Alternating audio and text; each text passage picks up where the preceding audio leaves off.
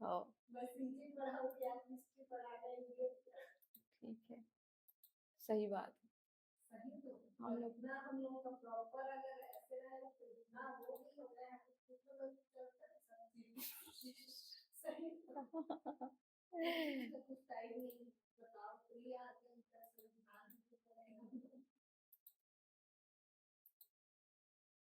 देख लो, आवाज थोड़ी रिकॉर्ड होता है।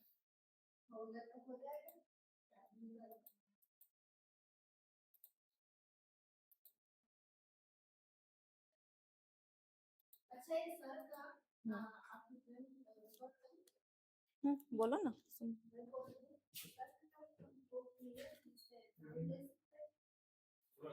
Good morning. कौन सर?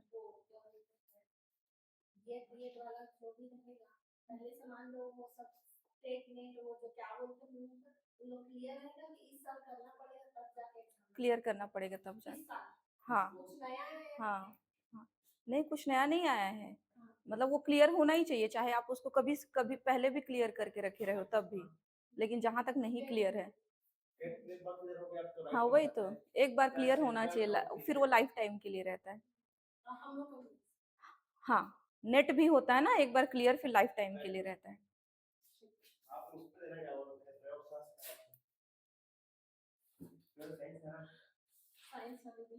हाँ।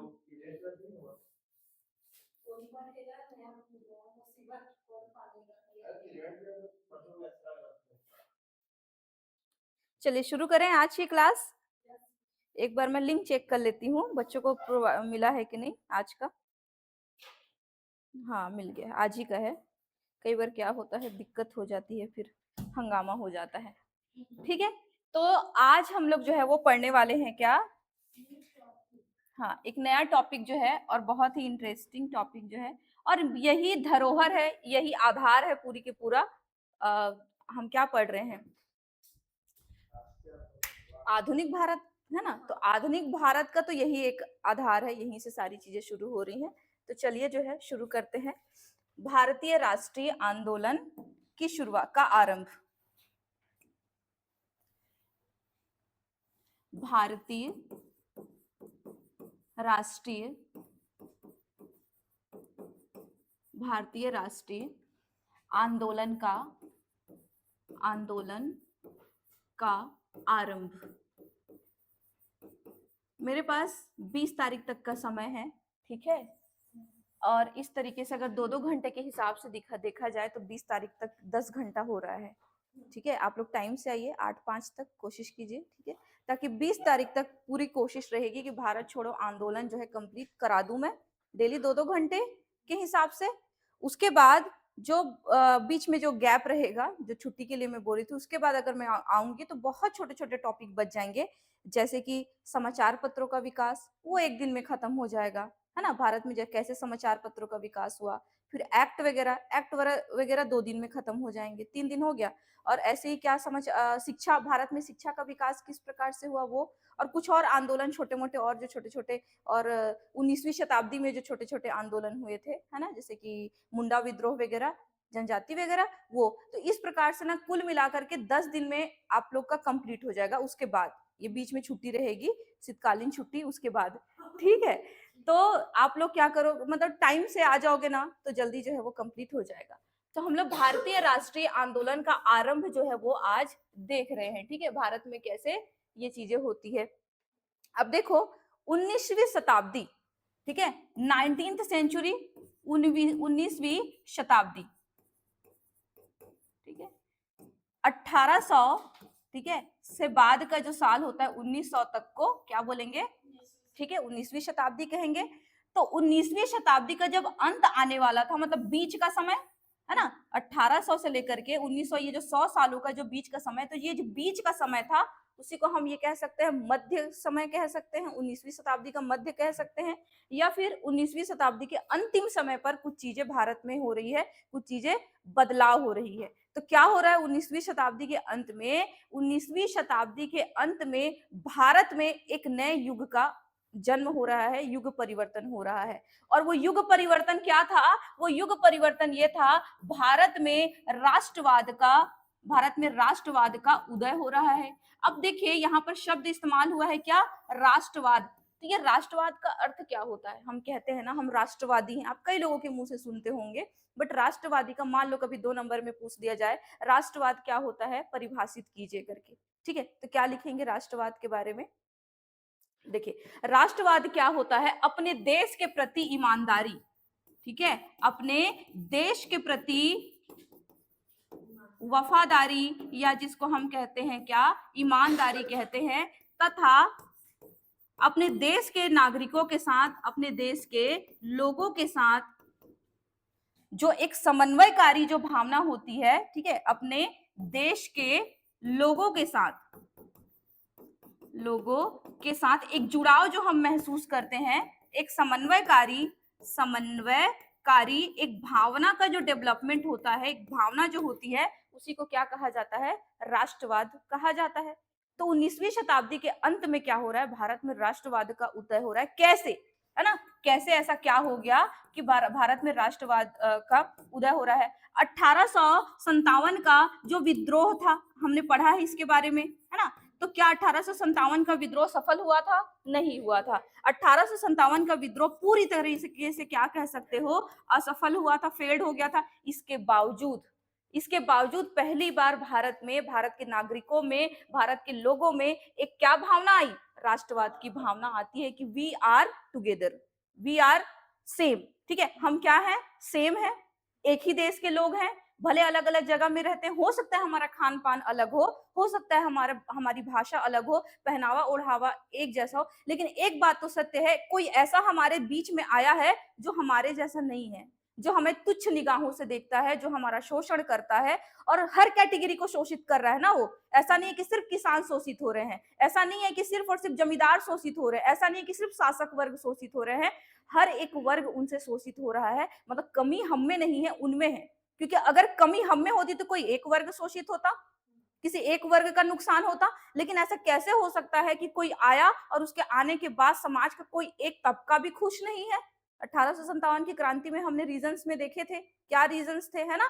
तो ये चीज 1857 की जो विद्रोह था ये असफल हो गया, उसके बावजूद भारत को इस बात का जो है एहसास होता है कि भारत में क्या चाहिए, भारत को एक करने की आवश्यकता है, और उसी को कहा जाता है क्या? राष्ट्रवाद। अपने देश के प्रति जो हमारे अंदर वफादारी की भावना होती है, ईमानदारी की भावना होती है, और अपने लोगों के बीच में समन्वय का मतलब होता है क्या? कॉपरेशन। ठीक है, क्या होता है? आपस में जो हम एक कॉपरेट करके चलो ना बोलते नहीं है, तो एक कॉपरेशन, एक समन्वय की जो, एक जुड़ाव की जो भावना होती है, उसी को क्या कहा जाता है? राष्ट्रवाद कहा जाता है।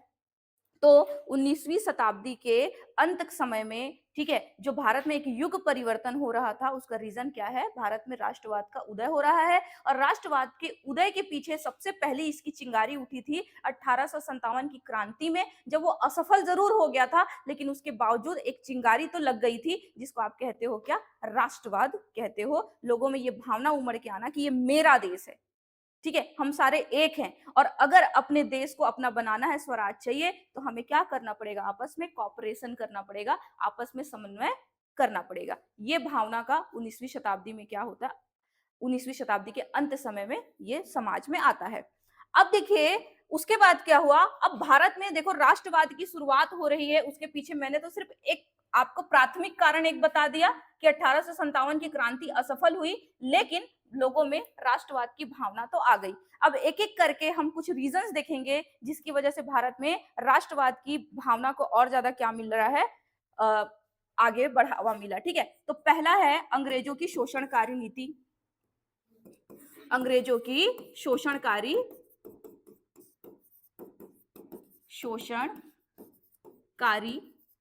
नीति, ये मुझे क्या समझाने की जरूरत है? हर तबका अंग्रेजों से क्या हो रहा है? शोषित हो रहा है, जमींदार भी शोषित हो रहा है ना। सन क्लॉज देखे थे ना, सन क्लॉज, सूर्यास्त का नियम, ठीक है, तो हम देख रहे हैं क्या? जमींदार भी शोषित हो रहा है। हमने देखा कैसे किसान भी शोषित हो रहा है बहुत ज्यादा, उनसे टैक्स लिया जा रहा है, कैसे शिल्पकार भी उनसे शोषित हो रहा है, अपनी उंगली कटवा रहा है, किस प्रकार हमने देखा कि शासक वर्ग जो है मतलब कि नवाब वगैरह भी जो थे वो भी क्या हो रहे हैं, शोषित हो रहे हैं, क्योंकि उनसे उनका आंतरिक अधिकार जो है, ठीक है, आंतरिक निर्णय का अधिकार छीन लिया गया। ये सारी चीजें हो गई, ये एक रीजन है, ठीक है। दूसरा हम देखते हैं और कौन कौन से रीजन है। दूसरे रीजन में देखिए क्या हो रहा है यहाँ पे, भारत का, ठीक है, भारत का आर्थिक, ठीक है, आर्थिक, राजनीतिक, धार्मिक, प्रशासनिक, एकीकरण,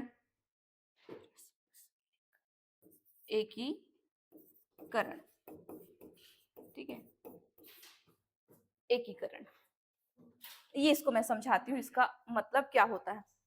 इससे पहले, अंग्रेजों के आने से पहले भारत में कैसी व्यवस्था, कैसी राज्य व्यवस्था होती थी, कैसा प्रशासन था, राजतंत्र था, राजाओं का तंत्र होता था, ठीक है। अंग्रेजों के आने से पहले हम देखते थे क्या, महाराष्ट्र में कौन,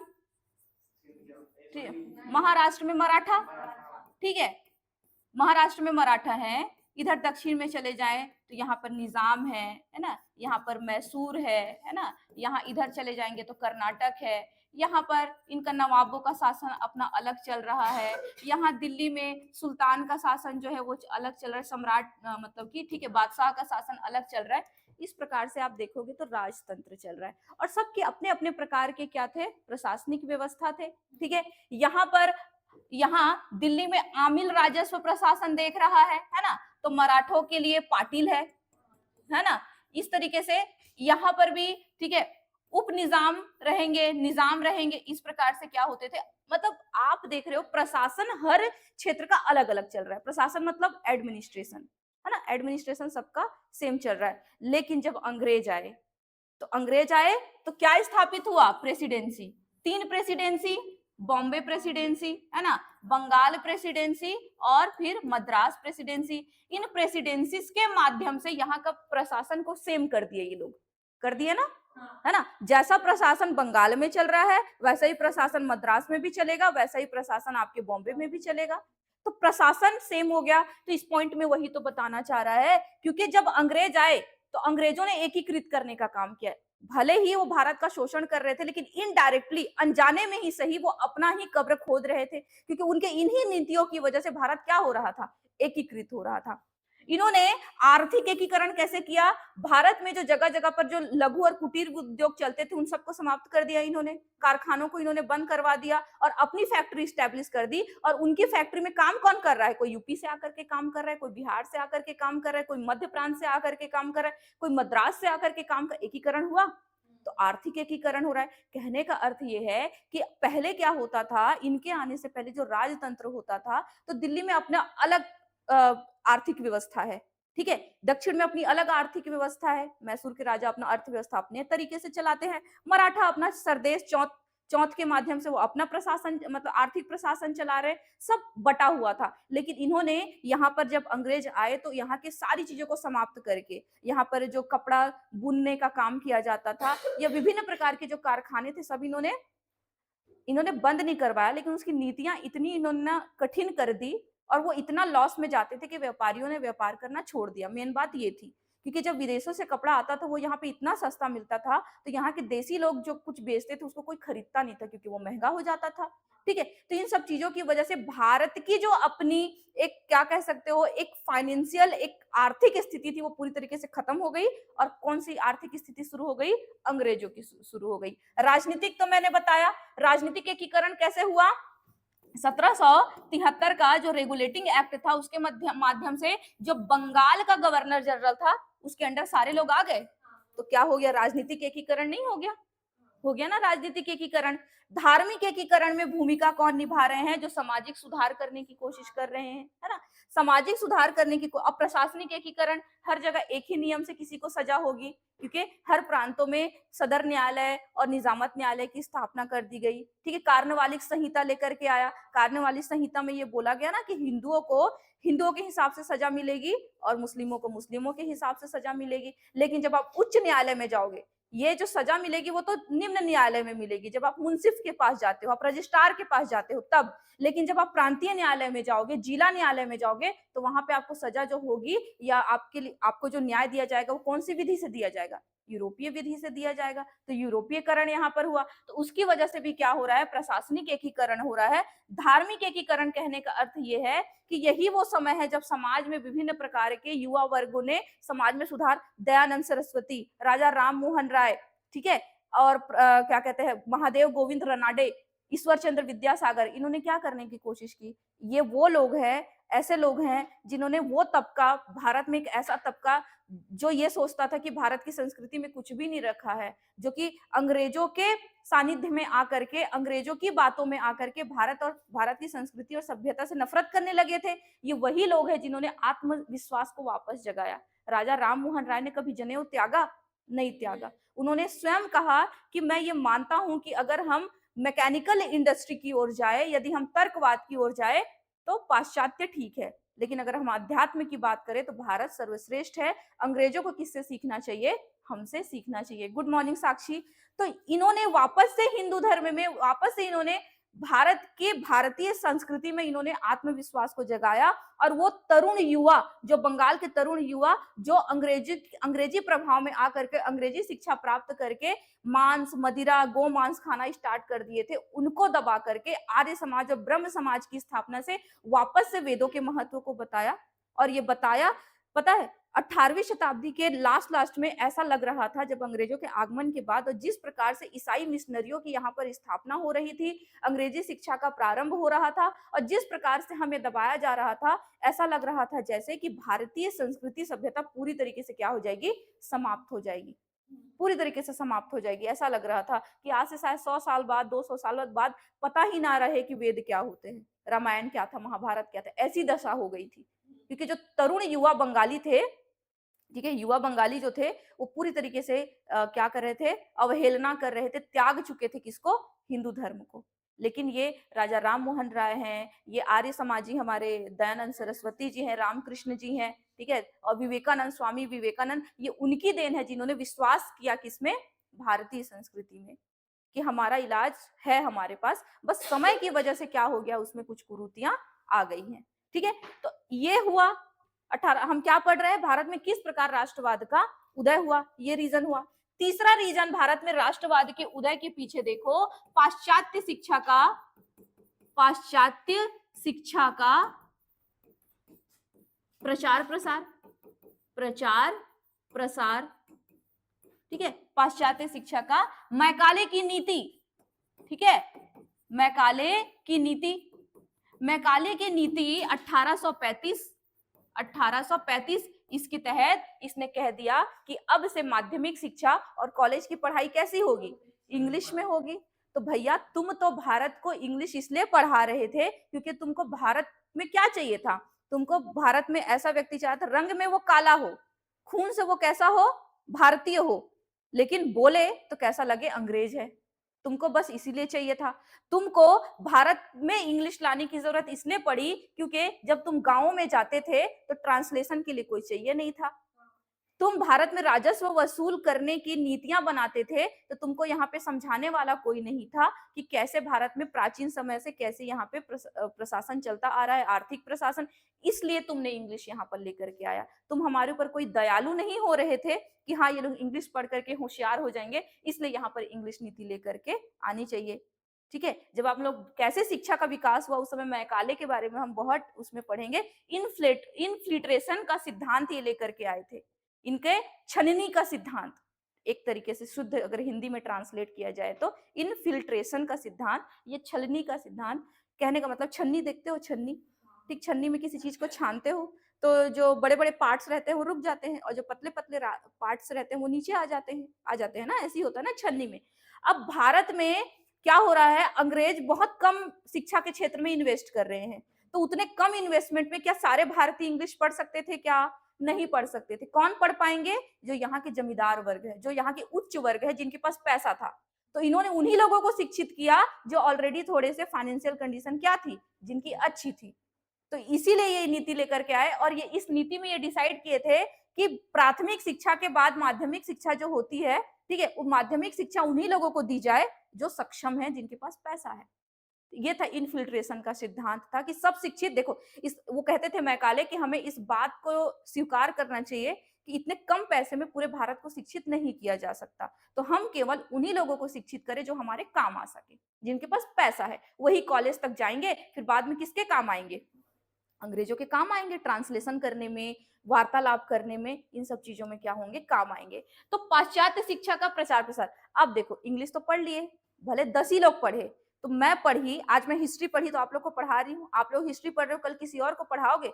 तो शिक्षा एक ऐसा चीज होता है जिसको आप डिसाइड नहीं कर सकते कि यहीं तक सीमित रहेगा। शिक्षा संक्रमण का रोग के जैसे, संक्रमित रोग जो होता है ना, वैसे शिक्षा बढ़ती जाती है।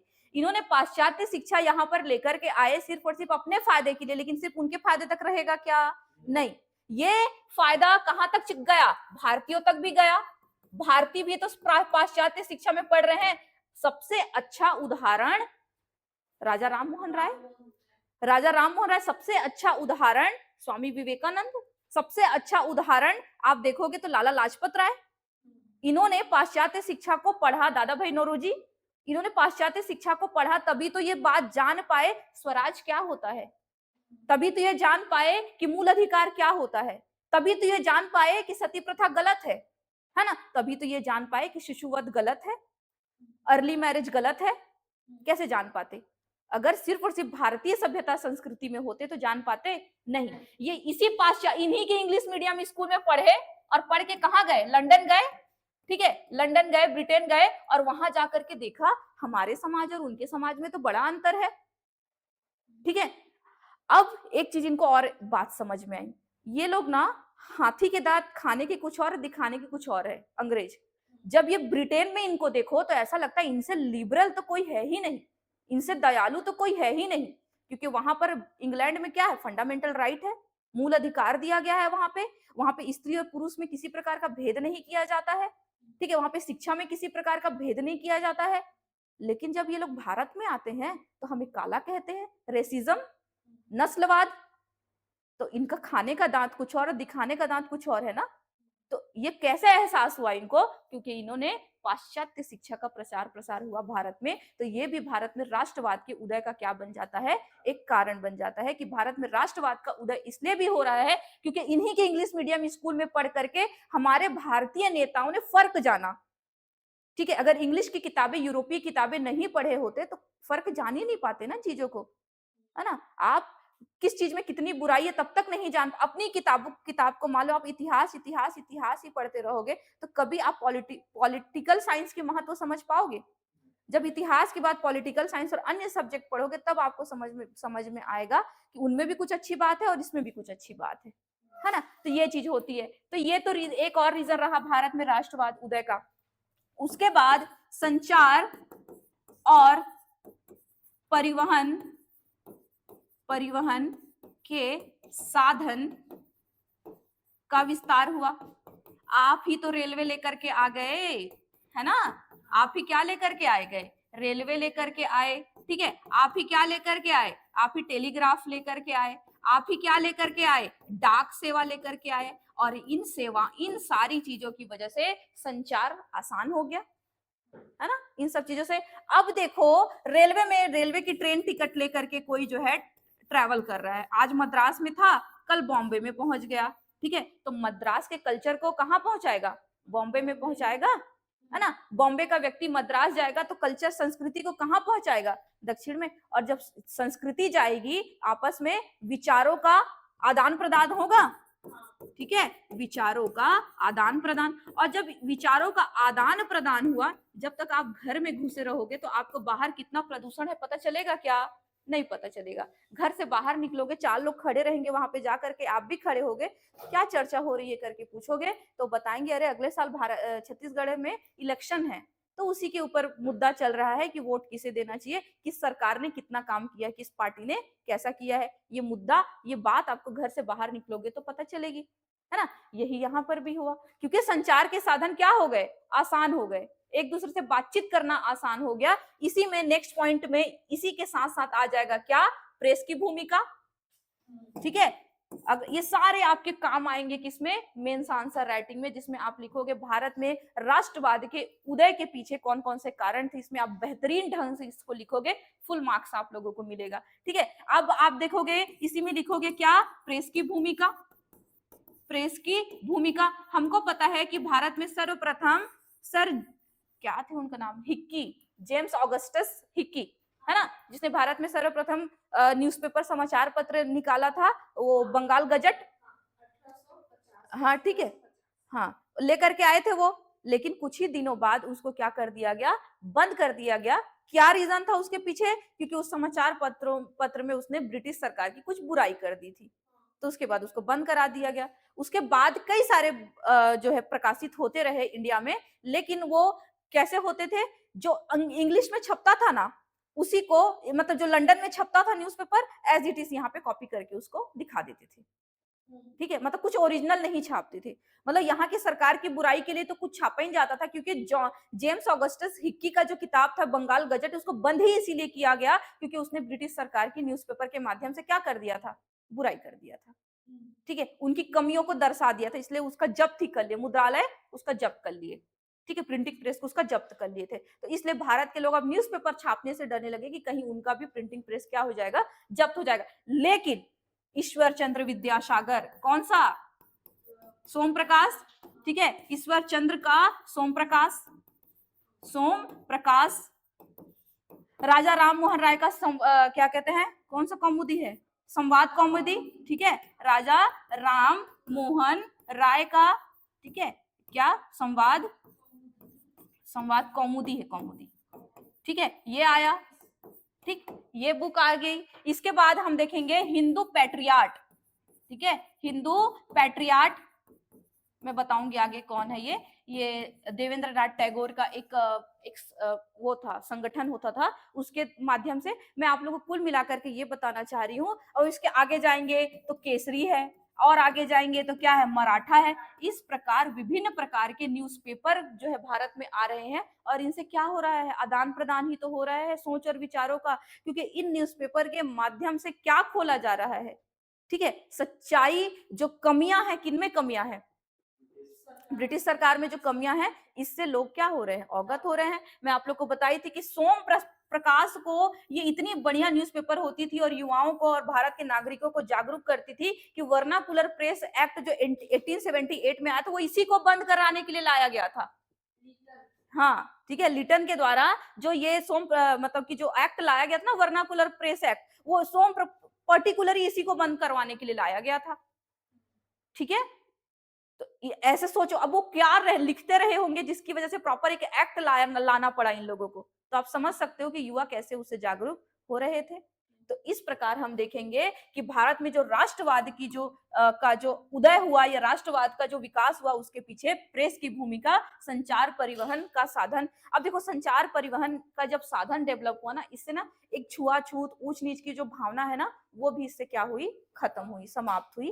तो एक कई सारे रीजन है। अब देखो आगे, छठवां पॉइंट है लीटन की प्रतिक्रियावादी नीति। लीटन की प्रतिक्रियावादी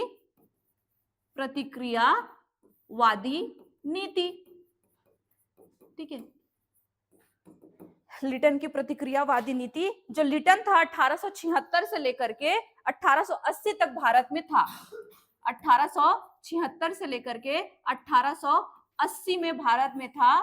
ठीक है, देख लो 4 साल था, लेकिन आतंक मचा के रख दिया ये। इसीलिए ये रीजन ही बन गया भारत में एक, क्या कह सकते हो आप, यूनिटी के लिए। इसके प्रतिक्रिया मतलब कि रिएक्शन है ना, क्योंकि ये भारत में जो एकता हो रही है उस पर रिएक्ट किया कि इस एकता को मुझे तोड़ना है। तो जब आप किसी चीज को और रोकने की कोशिश करते हो ना, तो वो और फैल जाता है। और यही हुआ कि लिटन की जो प्रतिक्रियावादी नीतियां थी, जो भी आप लोगों को मैं बताऊंगी, उस प्रतिक्रियावादी नीतियों ने उस राष्ट्रवाद को दबाने की जगह पे और ज्यादा बढ़ा दिया। तो चलिए एक एक करके लिटन की जो प्रतिक्रियावादी नीति आप लोग ऑलरेडी पढ़ चुके हो, लेकिन मैं आप लोग को बताती हूँ। जैसे क्या लेकर के आ गया, ये आर्म्स एक्ट लेकर के आया। आर्म्स एक्ट के माध्यम से 1878, ठीक है, आप आर्म्स एक्ट लेकर के आए और भारतीयों से क्या छीन लिए, हथियार रखने का अधिकार छीन लिए। ठीक है, आप वर्नाकुलर प्रेस एक्ट लेकर के आए, वर्नाकुलर प्रेस एक्ट लेकर के आए, और इस वर्नाकुलर प्रेस एक्ट ये भी 1878 में आया, जिसमें आपने भारतीयों के साथ पूरी तरीके से नस्लीय भेदभाव किया। इस सिर्फ और सिर्फ भारतीय न्यूज़पेपर के लिए ही लेकर के आए, समाचार पत्रों पर प्रतिबंध लगा दिया। आपने क्या किया, आपने आईसीएस की जो परीक्षा होती थी, तो आईसीएस की परीक्षा की जो उम्र होती थी उसको 21 से घटा करके कितना कर दिया, 19 कर दिया, घटाकर 19 कर दिया। अब कहां से भारतीय बच्चे लंदन एग्जाम देने जाएंगे? ठीक है, 19 साल में कोई माँ बाप अपने बच्चे को भेजेगा उस समय? ठीक है, तो ये इसकी प्रतिक्रियावादी नीतियों में हम देखेंगे। इसकी प्रतिक्रियावादी नीतियों में हम देखते हैं हो जाता है क्या, इसी के समय में द्वितीय अफगान युद्ध। अब द्वितीय अफगान युद्ध जब इसके समय में हो रहा है, तो उसी समय साथ में भारत में बहुत ही गंदा वाला क्या आया हुआ है, अकाल आया हुआ है। पढ़े थे ना हम लोग, जिसकी वजह से स्ट्रेची आयोग का फिर गठन किया गया। तो ऐसा अकाल पड़ा हुआ है भारत में, और ये अकाल पूरे भारत में फैला हुआ है ना, चाहे आप मद्रास चले जाओ, आप चाहे बॉम्बे चले जाओ, आप चाहे मध्य प्रांत चले जाओ, जब पूरे भारत में क्या फैला हुआ है, अकाल फैला हुआ है। और ऐसे अकाल में जब लोगों के खाना खाने के, पानी पीने के लाले पड़े हुए हैं, और आपने उसी समय क्या कर दिया, भव्य आयोजन कर दिया दिल्ली में, दिल्ली दरबार। ठीक है, दिल्ली खाना फेंक फेंक के खा रहे हो, तो दिल्ली दरबार का आपने क्या किया, आयोजन। इसी स्थिति में, और इसी स्थिति में आप द्वितीय अफगान युद्ध के लिए क्या भेज रहे हो, एक पूरी सेना भेज रहे हो। पैसा कहाँ का जाएगा, लंदन से आएगा क्या? नहीं, पैसा आएगा कहां से, इंडियन आएगा। आपने ब्रिटिश वस्त्रों से, ठीक है, ब्रिटिश जो वस्त्र थे उससे आपने आयात टैक्स हटा दिया, वस्त्रों से आयात टैक्स हटा दिया। ठीक है, आयात टैक्स मतलब जब भारत में विदेश का कोई सामान आता है, तो वहां की जो गृह सरकार जो होती है, जिस देश में आ रहा है, वो उसमें कुछ टैक्स लगा देता है, ताकि भारत में कंपटीशन, प्रतिस्पर्धा बनी रहे। क्योंकि अगर टैक्स नहीं लगाएंगे, मान लो कि ब्रिटेन में वो कपड़ा मिलता था 10 रुपए का, है ना, और मान लो कि इंडिया में भी कोई सामान है, वही कपड़ा, उसी टाइप का कपड़ा भी 10 रुपए में मिलता है, तो आप किसको खरीदोगे, किसी को भी खरीदोगे, जो पसंद आएगा उसको खरीदोगे। लेकिन मान लो कि ये कपड़ा टैक्स को हटा देंगे, और ये यहाँ पर आके ये 9 रुपया हो गया भारत में आकर के, और भारतीय कपड़ा 10 रुपए में, तो किसको खरीदोगे, 9 रुपए को में खरीदोगे ना। तो देख लो इन लोग की नीति, देखो कि इनके गृह देश को कोई किसी प्रकार का, मदर कंट्री को किसी प्रकार का कोई नुकसान ना हो, तो इन्होंने क्या, आयात टैक्स ही हटा दिया। ठीक है, तो आयात टैक्स हटाने की वजह से जो ब्रिटिश कपड़े थे भारत में क्या हो गए, सस्ते हो गए, और सस्ते होने की वजह से जो भारतीय कपड़े होते थे, जिसको बुन करके, चरखों से बुन करके बनाए खादी कपड़े, वो सारे महंगे होने लगे। ठीक है, तो ये सारी उसकी क्या थी, प्रतिक्रियावादी नीतियां थी। ठीक है, ये सारी चीजें इसके समय में हुई थी, जिसकी वजह से भी भारत में राष्ट्रवाद जो था वो क्या था, और आगे निखर करके आता है, उसका विकास होता है। उसके बाद क्या होता है, अगर आप कौन सा कारण, नंबर का कारण हो गया, कितने कारण देख लिए हम लोग, 6 ना। अब देखो सातवां कारण देखोगे, एल्बर्ट बिल विवाद। एल्बर्ट बिल विवाद क्या था जी, ये, हाँ, ठीक है। अब देखो, एल्बर्ट बिल विवाद जो है, ये विवाद होता है 1883 में, रिपन के समय में। ठीक है, 1883 में हुआ, रिपन में। इसमें, इस बिल में एक बात कही गई थी, इस बिल में कहा गया था कि भारतीय मजिस्ट्रेट, ठीक है, भारतीय जो मजिस्ट्रेट, यूरोपियों को भी, यूरोपीय आरोपी, लिखिए, यूरोपीय आरोपियों की सजा निर्धारित कर सकते हैं, है ना, यही था ना, यूरोपीय आरोपियों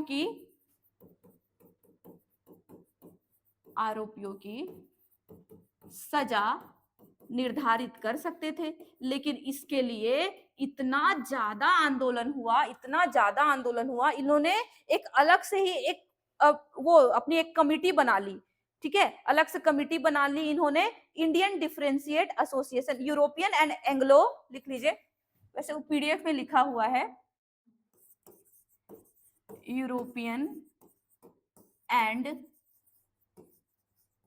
Anglo European and Anglo Indian difference, Anglo Indian differentiation, differentiate association, association, ठीक है, ये इन्होंने स्थापित कर लिया। मतलब अपना एक क्या बना लिए, जो विद्रोह कर रहे थे उन्होंने अपना एक संगठन बना लिया, अपना एक एसोसिएशन बना लिया, किसके विरोध में, एल्बर्ट बिल के विवाद में। और फाइनली हार मान करके इसमें संशोधन करना पड़ा, इस बिल में, ठीक है, इस बिल में क्या करना पड़ा, संशोधन करना पड़ा। और संशोधन के बाद ये कहना पड़ा कि जो भारतीय मजिस्ट्रेट होंगे वो किसी को भी तो सजा सुना सकते हैं, किसी को भी सजा सुना सकते हैं, मुझे, आपको, ठीक है, अल्बर्ट आइंस्टीन को, मतलब यूरोपीय को, किसी को भी सजा सुना सकते हैं। लेकिन अगर वो यूरोपीय ऐसा चाहे कि मेरी सजा सामने वाला भारतीय है तो ना सुनाए, तो वो मांग कर सकता है कि उसकी सजा किसके, मतलब उसका केस किसके पास ट्रांसफर हो जाए, एक किसी जूरी के पास, जिसमें सिर्फ और सिर्फ कौन होंगे, यूरोपीय होंगे। पहले सजा जूरी के माध्यम से होता था ना, जूरी समझते हो, हाँ, लोग मिल करके सजा सुनाते हैं, उनमें से मेजॉरिटी में फैसला लिया जाता है, उसको जूरी सिस्टम कहा जाता है।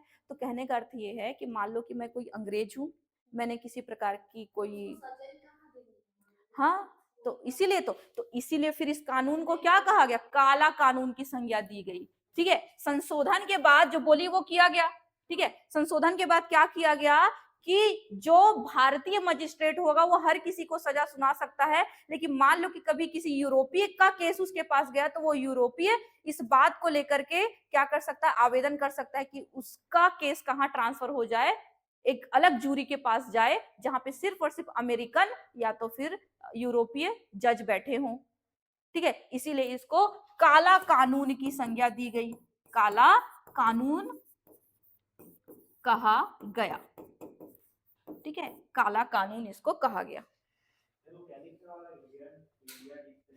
Differentiate, DIFFERENTIATE, differentiate. आप हिंदी में लिख लो, वैसे पीडीएफ में हिंदी में ही लिखा, तो पहले रुको, फिर आप उसी में देख के लिख लेना। तो ये सारे रीजंस हमने देखे भारत में किस चीज की शुरुआत हो रही है, राष्ट्रवाद की भारत में, और ये आपके मेंस आंसर राइटिंग के लिए बहुत ही उपयोगी साबित होगा। अब ये जो कुछ भी मैं आप लोगों को फिलहाल अभी समझाई हूँ ये सब यहाँ पर दिया हुआ है, ठीक है, कि कैसे भारत में राष्ट्रवाद एवं स्वतंत्रता संग्राम के का उद्भव हुआ, उनकी क्या क्या परिस्थितियां थी, जैसे भारत का आर्थिक, राजनीतिक, प्रशासनिक तथा न्यायिक एकीकरण हो रहा है, ठीक है, कैसे जो है पाश्चात्य शिक्षा का यहाँ पे प्रचार प्रसार हुआ, ठीक है, यहाँ पे जो लिखा था ना मैं आप लोग को समझा चुकी हूँ, ठीक है। तो ये सारी चीजें, अब जो मैं बोल रही थी, देखो लिटन की प्रतिक्रिया, ये यूरोपियन एंड, अच्छा वो डिफेंस है, डिफरेंशिएट नहीं है, उसको डिफेंस कर लो, European and Anglo Indian defence association की इन्होंने क्या कर ली, स्थापना कर ली, ठीक है।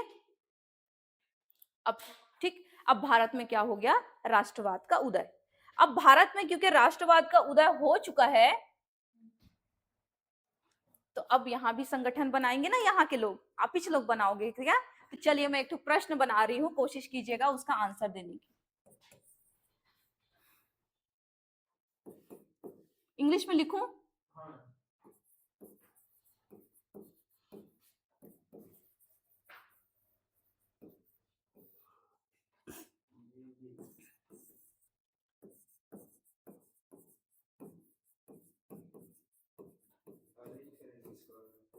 हाँ,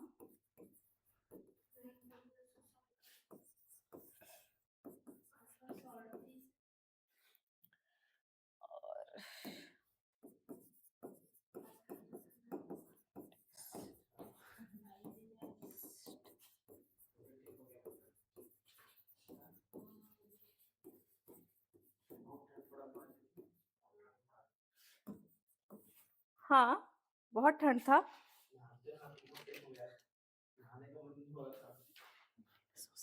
और एक और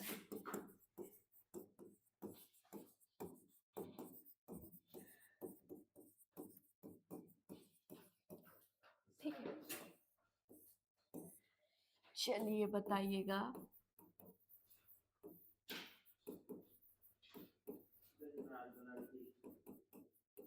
ठीक है, हाँ, शिशिर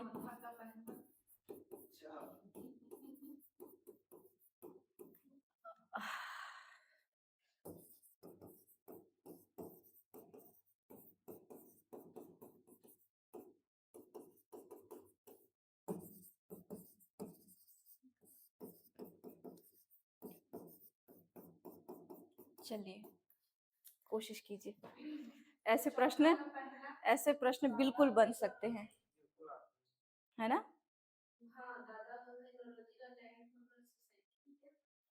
चलिए आप जैसा जैसा बोलते जाओगे मैं ए बी सी डी। चलो क्या बोल रहे हो? फोर्थ का मतलब ए। ठीक है, सही है। हम्म।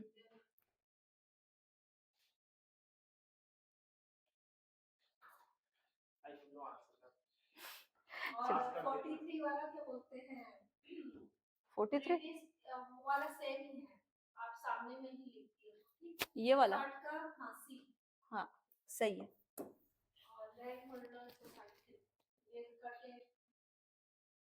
डी। ठीक है, अब बच गया क्या? Indian league Shishir Kumar Ghosh. ठीक है, बाद में जाकर के इंडियन लीग और इंडियन एसोसिएशन दोनों साथ में हो जाते हैं, मिल जाते हैं।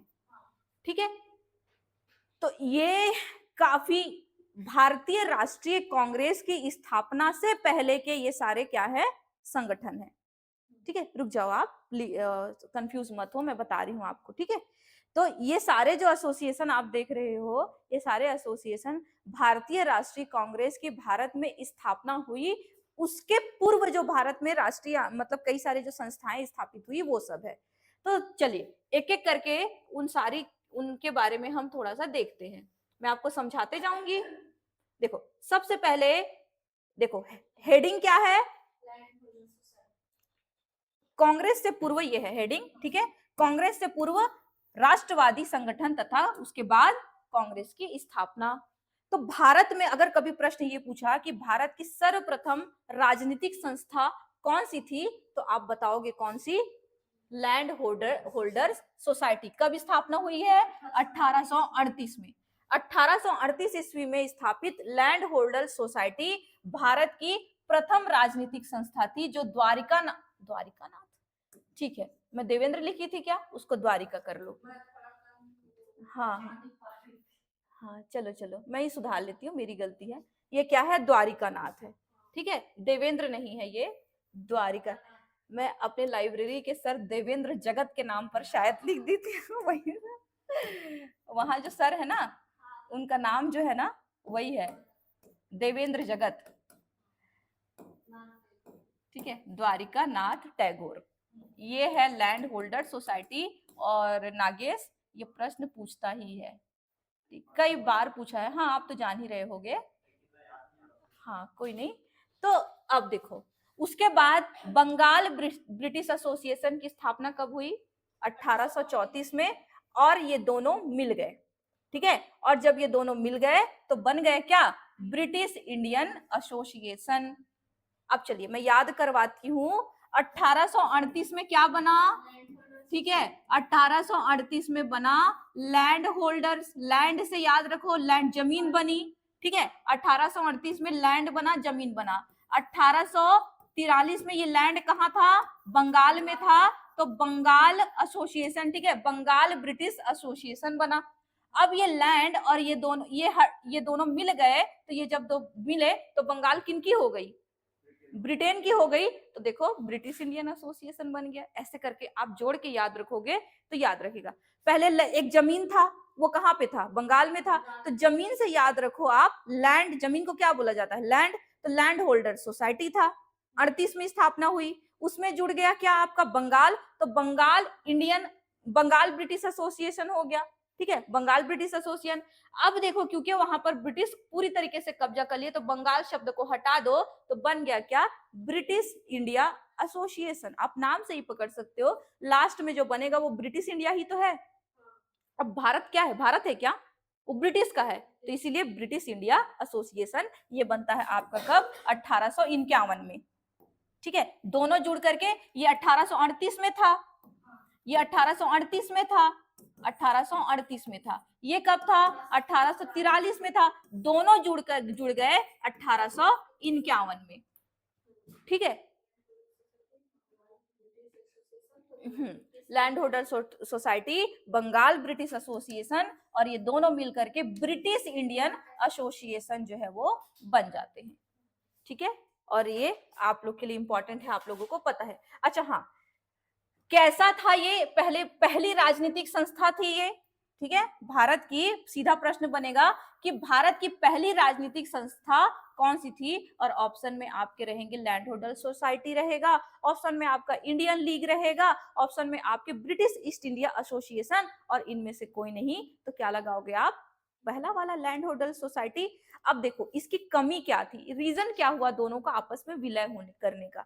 जो लैंड होल्डर सोसाइटी है ना, नाम से क्या है? Land holders. लैंड होल्डर्स किसको कहा जाता है? जमींदारों को। तो ये एक ऐसा सोसाइटी था, एक ऐसा संगठन था, एक ऐसी संस्था थी जिसके मेंबर सिर्फ और सिर्फ कौन हुआ करते थे? सिर्फ जमींदार लोग होते थे। तो क्योंकि सिर्फ और सिर्फ जमींदार लोग इसके मेंबर हुआ करते थे, तो ये उतनी ज्यादा सफल नहीं हो पाई। आम नागरिक को, आम किसान को ये कभी भी संगठित नहीं कर पाई, उनको कभी भी प्रभावित नहीं कर पाई।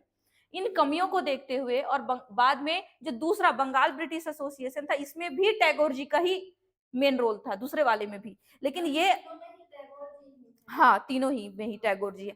तो अब दूसरे की कमी ये थी कि इसमें भी जो मेंबर हुआ करते थे वो उच्च घराने के लोग होते थे। तो ये जो नीचे तबके के जो लोग हैं, जो गरीब वर्ग के लोग हैं, जो किसान वर्ग के लोग हैं, उनकी भावनाओं तक कभी पहुंच ही नहीं पाए। ठीक है, और इसी रीजन से क्या होता है, दोनों का विलय करके ये बना दिया गया। ठीक है, तो लैंड होल्डर सोसाइटी एवं बंगाल ब्रिटिश इंडिया सोसाइटी की असफलताओं के कारण इन दोनों को मिला करके ब्रिटिश इंडियन एसोसिएशन का गठन 28 अक्टूबर 1951 में कर दिया गया। हाँ, 1851 में। अब देखिए east India Association. East India जो एसोसिएशन है ये वेरी इंपॉर्टेंट है, क्योंकि इसकी स्थापना यहां नहीं हुई है। इसकी स्थापना कहाँ हुई है? लंदन में हुई है। और दादा भाई नरोजी, लिखा नहीं है ना? हाँ, लेकिन लिख लीजिए आप, क्योंकि वो पीछे लिखा होगा वो। ठीक है, उस साइड। अब मैं बताती हूँ। अच्छा, व्हाइट है। दादा भाई नौरोजी।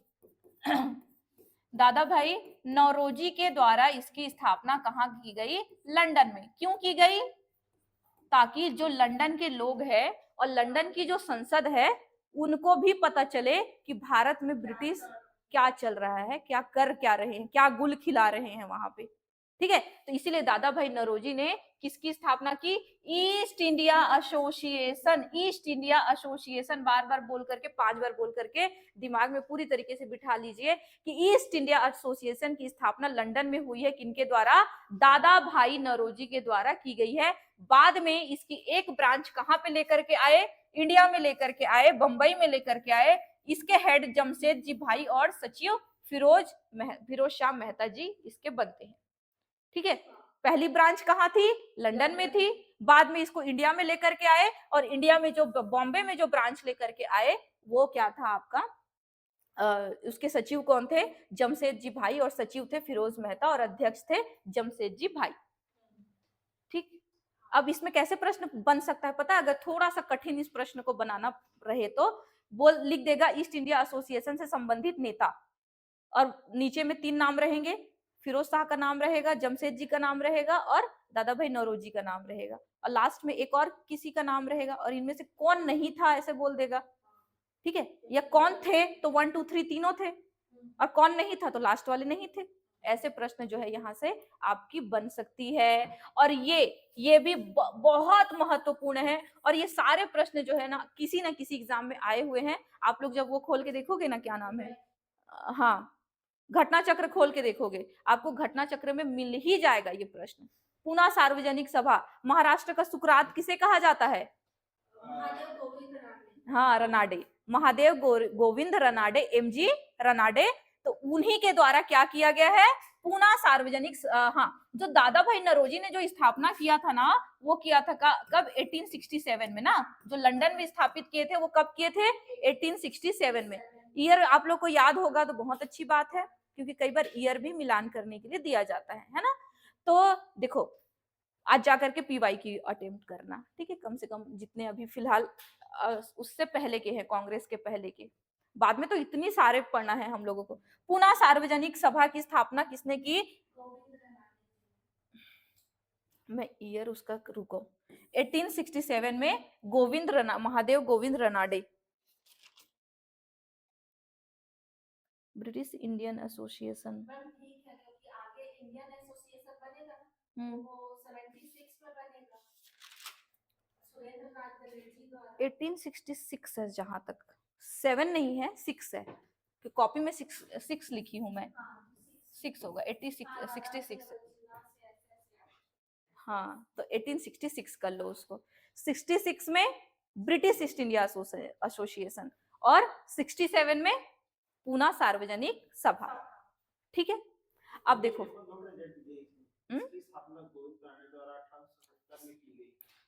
किसमें, अच्छा नीचे में, यह सभा मुख्यतः नवोदित, चलो ठीक है। देखो तो आप कॉपी में तो और 70 लिखा है देखो तो क्या है ये, जो ऑप्शन लिखेगा बता दो, 70 है ना, मतलब कॉपी वाला सही है। तो आप इसको क्या कर लो, 1870 कर लो, मतलब मेरी कॉपी सत्य बोल रही है ठीक है, 1870 कर लो, ठीक है। इसको मिटा दो आप, मैं आपको पीडीएफ में सुधार के दे दूंगी, ठीक है। तो 1870 में क्या किसकी स्थापना हुई है? पूना सार्वजनिक सभा की स्थापना हुई है। अब ये भी कैसा था?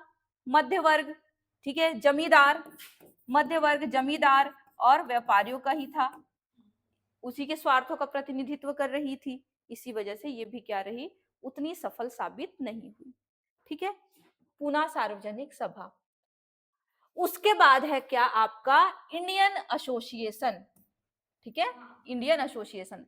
तो एक और साथ में यही बगल में लिख लीजिए, लिखिए Indian league, INDIN, Indian league, LEAGUE, Indian league. Indian league की स्थापना की किसके द्वारा की गई थी? शिशिर कुमार घोष के द्वारा, शिशिर कुमार घोष के द्वारा इसकी स्थापना की गई थी, किसकी? इंडियन लीग की। और इंडियन एसोसिएशन की स्थापना की गई थी 2 लोगों के द्वारा, एक है सुरेंद्र बनर्जी और एक है आनंद मोहन बोस। ये 2 लोग, आनंद मोहन बोस और दूसरे कौन? सुरेंद्रनाथ बनर्जी, इन दोनों ने मिलकर के इंडियन एसोसिएशन की स्थापना की। हाँ साक्षी 1870 है, ठीक है। तो इन्होंने किसकी स्थापना की? इंडियन एसोसिएशन की, लेकिन बाद में जाकर के इंडियन लीग भी किसमें मिल गया? इंडियन एसोसिएशन में मिल गया। शिशिर कुमार घोष की जो इंडियन लीग थी वो किसमें जाकर के मिल गई? सुरेंद्रनाथ बनर्जी की इंडियन एसोसिएशन में आकर के मिल गई, ठीक है। आप ऐसे याद रखना, एसोसिएशन में ज्यादा वर्ड रहते हैं ना, एसोसिएशन कितना बड़ा है, और लीग देखो छोटा सा है, तो छोटा वाला बड़े में जाकर के मिल गया, क्योंकि आगे तो दोनों में सेम ही है, इंडियन इंडियन। हाँ लीग पहले बना है, तो हाँ अगर आपको सीक्वेंस याद रखना है तो आप वैसे याद रख सकते हो, ठीक है। लेकिन किसमें मिल गया था करके पूछेगा तो ऐसे याद रखना कि किसमें, एसोसिएशन में जाकर के मिल गया। इस एसोसिएशन की ना बड़ी देन है, ठीक है, क्योंकि लिटन की जो प्रतिक्रियावादी नीतियां थी, जैसे लिटन ने क्या किया था, आर्म्स एक्ट लेकर के आया, जो सिविल सेवा परीक्षा की जो उम्र जो होती थी मिनिमम आयु, उसको और घटा दिया, 21 से कितना 19 कर दिया। इन सब का इन्होंने, इस एसोसिएशन ने विरोध किया, इंडियन एसोसिएशन ने अच्छा खासा इन्होंने आंदोलन चलाया। तो देखो लिखा है सिविल सर्विसेज आंदोलन चलाया, जिसे भारतीय जनपद सेवा आंदोलन कहा जाता है। सीधा सीधा प्रश्न बनेगा निम्नलिखित में से किस संस्था के द्वारा सिविल सेवा आंदोलन चलाया गया था, ठीक है, यही बनेगा। ये इसमें मिल गया, कुछ नया बना नहीं है, जो इंडियन लीग था ना वो मिल गया कि इसमें इंडियन एसोसिएशन के अंदर घुस गया, समझो कुछ अलग नया नाम नहीं बना है उसका, इंडियन एसोसिएशन के अंदर शामिल हो गई शिशिर कुमार घोष की इंडियन लीग, ठीक है। बस अब देखो इन्होंने हर, मतलब लिटन की जितनी प्रतिक्रियावादी नीति थी उन सब के खिलाफ इन्होंने आवाज उठाई है। तो अगर आपको लिटन के बात याद है, लिटन की नीतियां याद है, जैसे आईसीएस परीक्षा, में उम्र घटा दिया, इसका भी इन्होंने विरोध किया। तो उस आंदोलन को क्या कहा गया? सिविल सेवा आंदोलन कहा गया या भारतीय जनपद सेवा आंदोलन कहा गया। सीधा प्रश्न पूछेगा भारतीय जनपद सेवा आंदोलन क्या है, तो क्या बताओगे? लिटन के द्वारा जो भारतीय सेवा में जो भारतीयों की जो उम्र कम कर दी गई थी, ठीक है, परीक्षा की उम्र, उसके खिलाफ ये आंदोलन था। किसके द्वारा किया गया था? इंडियन एसोसिएशन के द्वारा किया गया था, जिसके संस्थापक कौन है?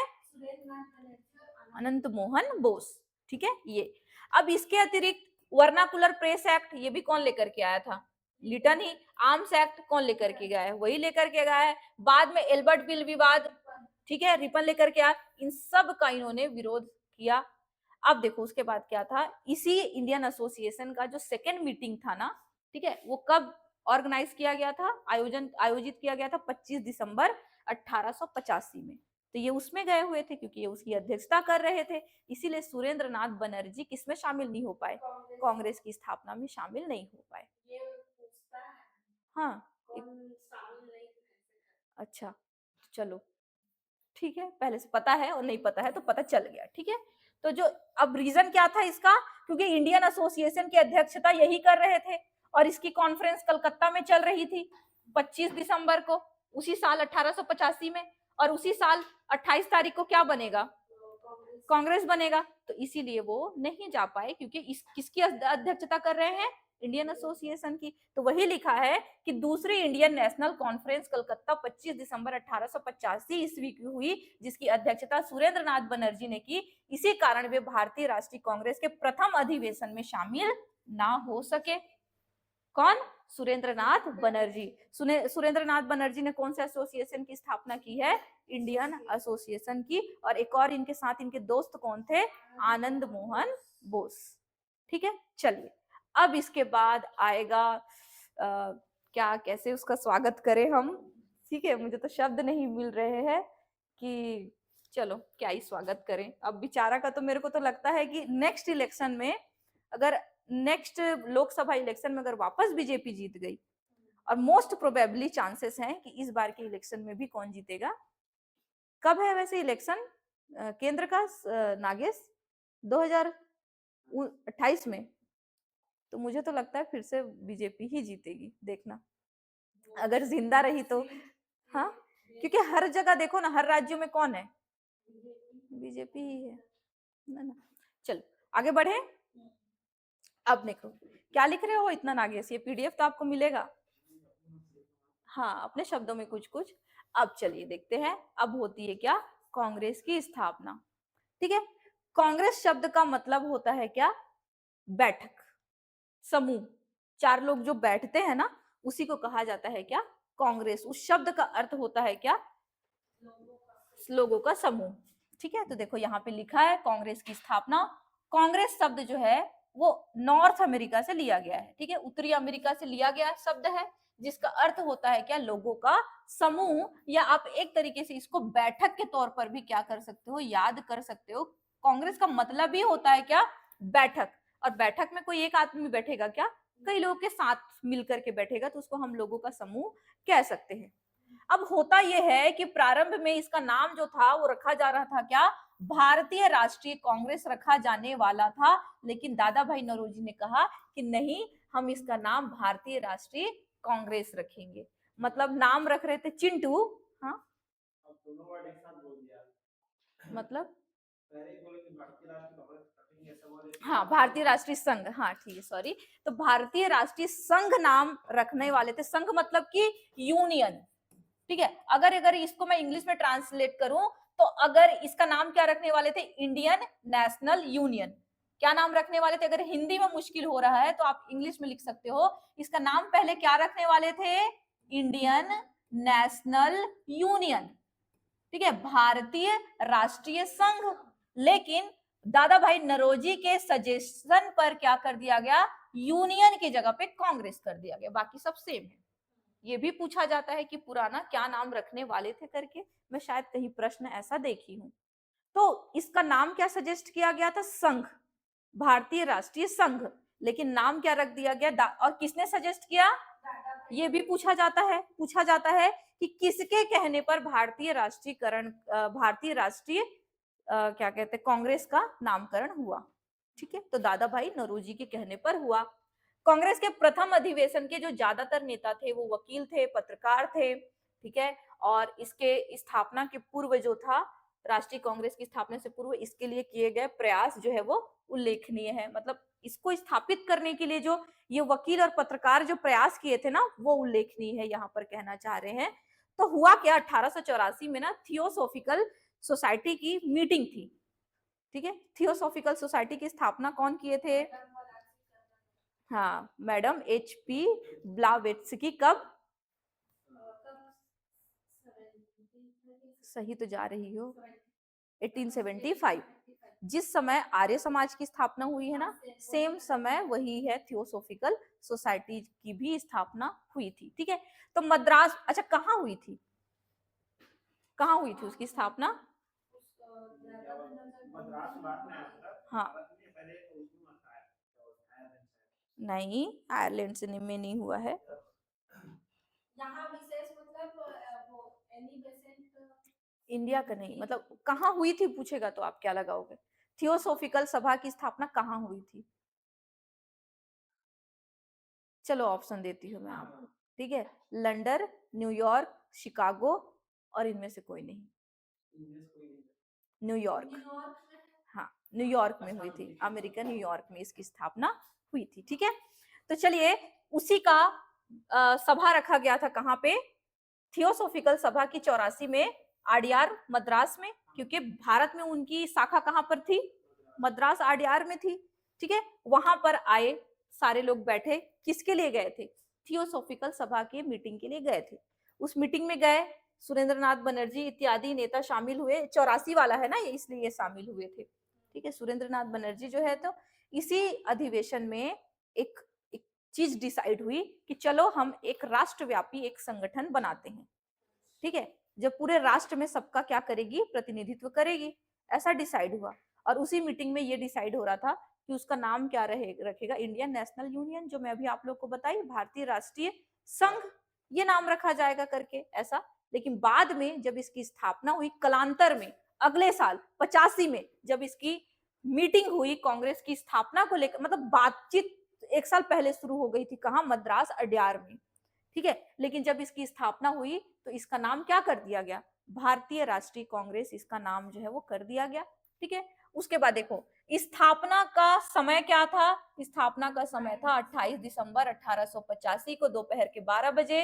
स्थान था क्या? बंबई का गोकुल दास तेजपाल संस्कृत कॉलेज भवन। संस्थापक थे कौन? एलन ऑक्टिवियन ह्यूम, जिसको आप AO ह्यूम के नाम से जानते हो शॉर्ट में। इसका पूरा नाम याद रखने की, याद करके अपने आप को इतना तकलीफ देने की जरूरत नहीं है। ठीक है, ठीक है। अध्यक्ष इसके प्रथम कौन थे? व्योमेश चंद्र बनर्जी थे। शामिल होने वाले प्रतिनिधि कुल कितने थे इसमें? 72 थे, जिनमें फिरोज शाह मेहता, दिनशा वाचा, दादा भाई नौरोजी, वी राघवाचारी, NG चंद्रावरकर प्रमुख नेता थे। ठीक है, 72 लोग शामिल हुए थे, जिनमें से कम यहाँ पे जिन लोगों का नाम दिया है उतने लोगों का तो नाम याद रखिए, क्योंकि पूछ देगा कि भारतीय राष्ट्रीय कांग्रेस की स्थापना के समय निम्नलिखित में से कौन कौन से नेता शामिल हुए थे। ठीक है, उनमें से एक अलग दे दिया रहेगा। ठीक है, हाँ, अच्छा नाम है ना। और दिनशा वाचा, कितना मस्त नाम है एकदम, मेरे को बोलने में बड़ा मजा आता है ये नाम, दिनशा वाचा। ठीक है, तो अरे बाप रे ठीक है, यहाँ पे उनको होना था, भूपेन को होना था वो। अच्छा, टीपू बोलते हैं, मैं अपने बेटे का नाम टीपू नाम रखूं चलिए, ठीक है, वैसे टीपू नाम भी क्यूट नाम है। ठीक है, भारतीय राष्ट्रीय कांग्रेस की स्थापना का श्रेय एक अवकाश प्राप्त अंग्रेज प्रशासनिक अधिकारी Allan Octavian Hume AO Hume को दिया जाता है। ये रिटायर्ड थे, अंग्रेजी अधिकारी थे। इन्होंने ही सजेस्ट किया कि भारत में अलग अलग प्रशासनिक संस्थाएं स्थापित हो रही है, जैसे इससे पहले land holder society, Indian association, Indian league, British India association, इस प्रकार के छोटे छोटे अलग अलग स्थापित हो रहे हैं। क्यों ना इन सबको मिला करके एक ऐसी संस्था स्थापित कर दी जाए जो सबका नेतृत्व करे, जो ऐसा ना हो कि सिर्फ जमींदारों के लिए हो, ऐसा ना हो कि सिर्फ और सिर्फ किसानों के लिए हो, ऐसा ना हो कि सिर्फ और सिर्फ व्यापारियों के लिए हो, वो सबके लिए हो, है ना। तो इस प्रकार से ऐसी सोच, ऐसा विचारधारा किनके द्वारा दी गई, एओ ह्यूम के द्वारा दी गई। इसमें से एक एक बात से प्रश्न बनता है, कितने प्रतिनिधि शामिल हुए थे, कहां पर आयोजित हुई थी, तो बॉम्बे में आयोजित हुई थी, और जगह कौन सी थी, गोकुल दास तेजपाल संस्कृत कॉलेज बॉम्बे। पहले ये पूना में होने वाली थी, आप लोग को पता है, लेकिन पूना में क्योंकि प्लेग फैला हुआ था तो फिर इसको यहाँ पर किया गया, ठीक है, यहाँ लाया गया। तो एओ ह्यूम की भूमिका इसलिए थी क्योंकि इन्होंने ही ये विचारधारा दी कि एक ऐसी संस्था स्थापित होनी चाहिए जो सबका प्रतिनिधित्व करे करके इन्होंने कहा। और उस समय भारत का गवर्नर जनरल डफरिन था, तो डफरिन ने फिर इसको सेफ्टी वॉल्व की क्या दी, संज्ञा दी। इसकी स्थापना से पूर्व उन्होंने तत्कालीन गवर्नर जनरल लॉर्ड डफरिन से सलाह ली थी, उन्होंने इसे सेफ्टी वॉल्व के रूप में देखा। सेफ्टी वॉल्व का क्या काम होता है, सेफ्टी, नाम ही इसका सेफ्टी के लिए है, तो सेफ्टी वॉल्व का काम होता है क्या, सेफ्टी। सेफ्टी वॉल्व वहां पे लगा होता है जहां पे करंट आता है, तो वो वॉल्व लगा रहेगा सेफ्टी के लिए, तो आप वो वॉल्व को छुओगे तो आपको करंट नहीं लगेगा, ठीक है। तो इसको सेफ्टी वॉल्व की संज्ञा इसलिए दी जा रही है कि इसी संस्था के माध्यम से हमें पता चलेगा कि भारतीय समाज में क्या करना है क्या नहीं करना है।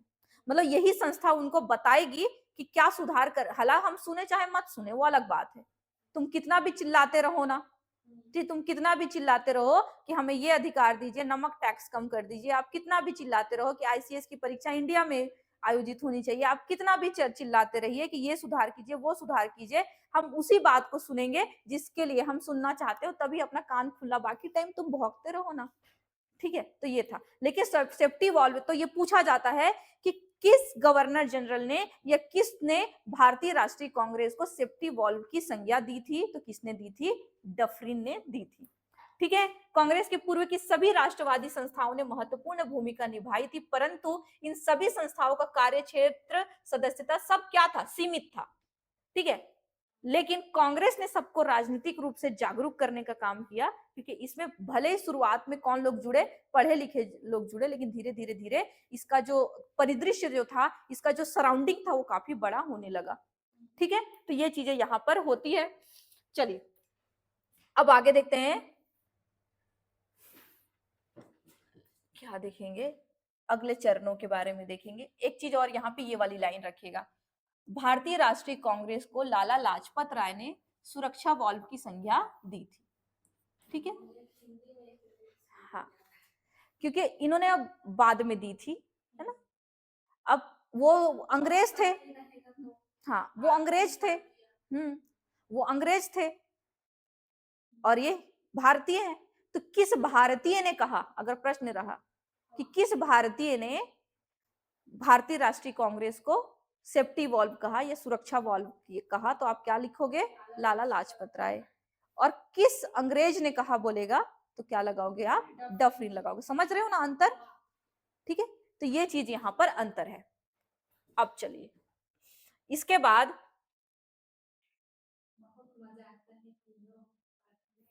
है ना, आता है।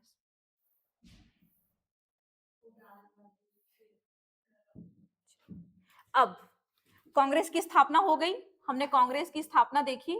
अब कांग्रेस की स्थापना के बाद ना क्या क्या चीजें आगे हमें पढ़ना है, मैं थोड़ा सा आपको बताती हूँ।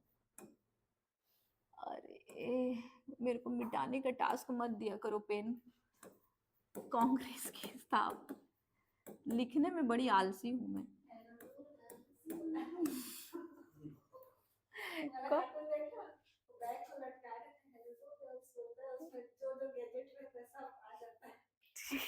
मेरे पास भी काश ऐसा होता।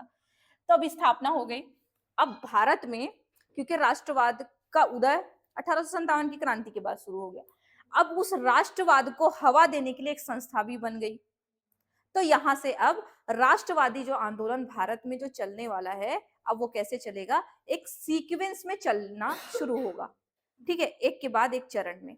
तो हम कांग्रेस की स्थापना के बाद, कांग्रेस की स्थापना के बाद जो भारत में जो राष्ट्रवादी जो आंदोलन जो शुरू हुए हैं, राष्ट्रवादी आंदोलन, इसको हम क्या करेंगे, राष्ट्रवादी आंदोलन को कुछ भागों में बांटेंगे। तो पहला चरण, ठीक है, इसमें जो पहला चरण है, इस चरण को आप कहते हो कौन सा चरण, उदारवादी चरण, उदारवादी चरण कहते हैं। ये जो चरण है ये 1885, क्योंकि अभी क्या हुई है, कांग्रेस की स्थापना से लेकर के 1905 तक, बंगाल के विभाजन तक, ठीक है। जो दूसरा चरण है, दूसरा चरण को कहा जाता है क्या, दूसरा चरण इसको कहा जाता है अतिवादी, एक्सट्रीमिज्म, अतिवादी चरण। ये जो अतिवादी चरण है ये कब से कब तक था, 1905 से लेकर के गांधी जी के आगमन से पहले तक 1919 तक। तीसरा जो चरण है, तीसरे चरण को, क्योंकि गांधी जी का इस चरण में इतना बोलबाला था और इतना ज्यादा महत्व था और इतना ज्यादा योगदान था कि इस चरण का नाम ही क्या रख दिया गया, गांधीवादी चरण नाम रख दिया गया, ठीक है। क्योंकि हाँ वो आ गए थे, लेकिन राजनीति में एक्टिवेट तो अभी जाकर के हुए है ना। तो ये इसको क्या कहा गया, इसको गांधीवादी चरण कहा गया, जो कि 1919 से लेकर के भारत की आजादी तक ये रहेंगे। इस चरण में गांधी जी का रोल इतना ज्यादा था कि इस चरण का नाम ही गांधीवादी चरण नाम पड़ गया। अब मैं हल्का फुल्का आपको इंट्रोडक्शन एक देती हूँ, फिर हम एक एक करके इन चरणों के बारे में पढ़ेंगे। सबसे पहला चरण है क्या, उदार, उदारवादी। उदार का मतलब क्या होता है, वेरी काइंड, ठीक है, वेरी काइंड, या फिर आप इसको और कहेंगे लिबरल, जिनकी सोच थोड़ी क्या होती है, लिबरल होती है, ठीक है, थोड़ी काइंड होती है। तो ये चरण ये चरण ऐसा चरण है जब भारतीय राष्ट्रीय कांग्रेस में ज्यादातर जिन लोगों का प्रतिनिधित्व हुआ करता था वो कैसे सोच के होते थे, उदारवादी, जो थोड़े लिबरल होते थे। इनकी सोच ये थी, इनकी पिटीशन, ठीक है, ये क्या कहते थे, पिटीशन में यकीन करते थे।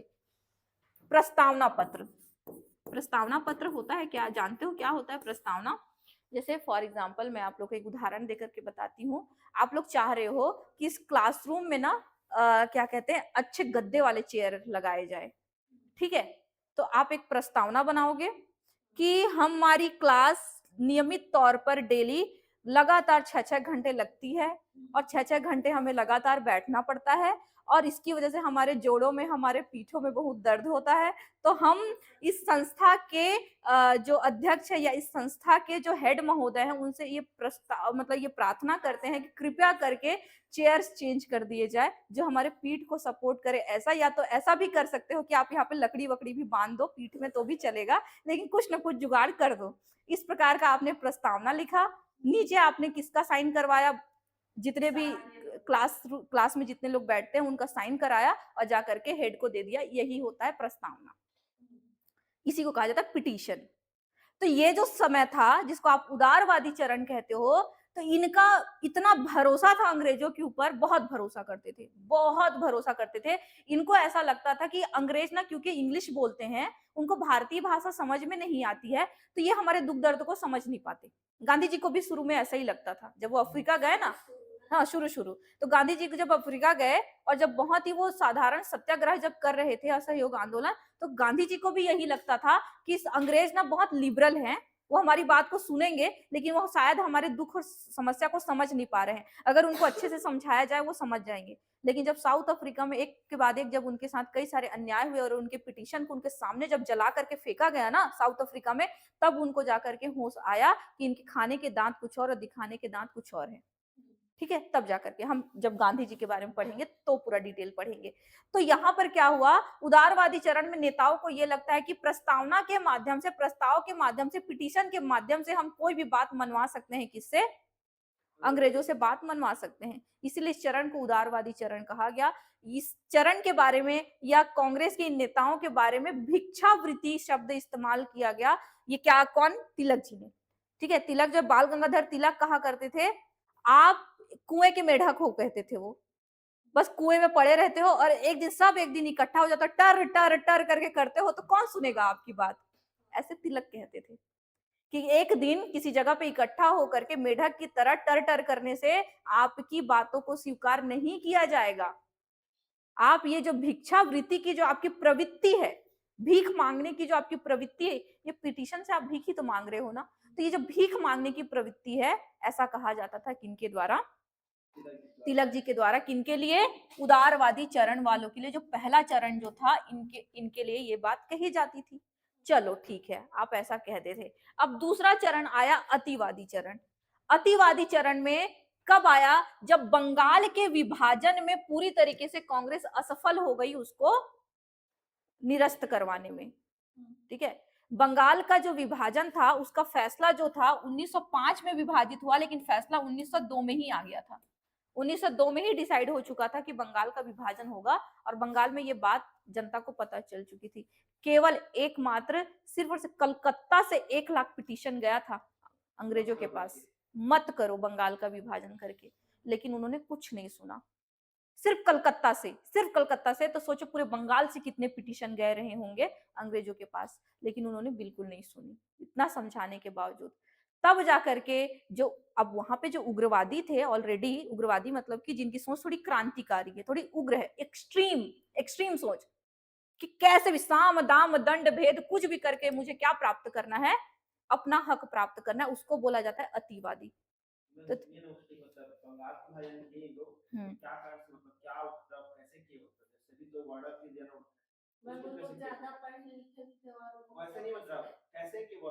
मतलब एट किस प्रकार से बांटे उसको मैं बताऊंगी कैसे। 1905 का विभाजन जब पढ़ेंगे ना उसमें आएंगे, अभी तो मैं ओवरव्यू दे रही हूँ ना। तो कैसे उसको बांटा गया, कहां से कहां तक कितनी जनसंख्या थी, किस प्रकार किस आधार पर, मैं प्रॉपर आप लोगों को बताऊंगी। ठीक है, तो यहाँ पर 1905 में जब इतनी पिटीशन दायर करने के बावजूद जब ये बात नहीं सुनी गई और बंगाल का विभाजन आखिर में कर ही दिया गया, तब जाकर के वहां की युवा वर्ग जो अभी तक संभली हुई थी, अपने आप को संभाले हुई थी, अब बोले कि अब गया भिक्षावृत्ति का समय गया। तब इन्होंने अपना हथियार उठाना शुरू किया, मारना काटना बम ब्लास्ट करना शुरू कर दिए। तो इसीलिए जो दूसरा चरण है वो कौन सा है आपका? एक्सट्रीम चरण। हाँ हाँ, हिंसात्मक नहीं आया, पूरा हिंसा ही है, आएगा क्या, हिंसा ही है पूरा का पूरा। तो ये था अतिवादी। अब देखो मैंने शब्द इस्तेमाल किया एक्सट्रीम। एक्सट्रीम शब्द नेगेटिव वर्ड है, तो सच में ये नेगेटिव था।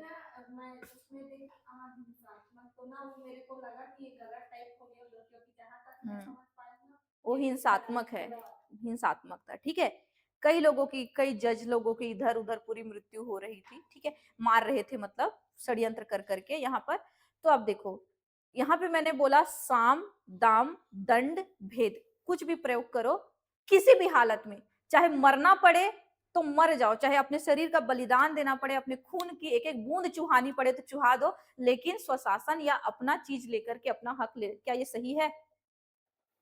क्या ये सही था? नहीं था। ठीक है, क्यों सही नहीं था? क्योंकि आपने सामने वाले को तलवार तो पकड़ा दिया, लेकिन आपने तलवार कैसे चलाना है वो तो सिखाया ही नहीं। अतिवादी चरण में यही हुआ। कुछ नेताओं ने जो क्रांतिकारी स्वभाव के थे, ठीक है, जिसमें हम अभी देखेंगे उन नेताओं का नाम, उन नेताओं ने जो तरुण युवा थे, बंगाल के युवा वर्ग थे, उनको क्रांति के बारे में बता तो दिए कि आपको अपना अधिकार लेना है, लेकिन कई बार क्या होता है ना, युद्ध के मैदान में जाने से ज्यादा और वहां युद्ध करने से ज्यादा जरूरी होता है आपकी रणनीति कैसी है। उन्होंने रणनीति तो सिखाई नहीं, तलवार तो पकड़ा दिए, लेकिन तलवार कैसे कब किस स्थिति में चलाना है वो सिखाए नहीं।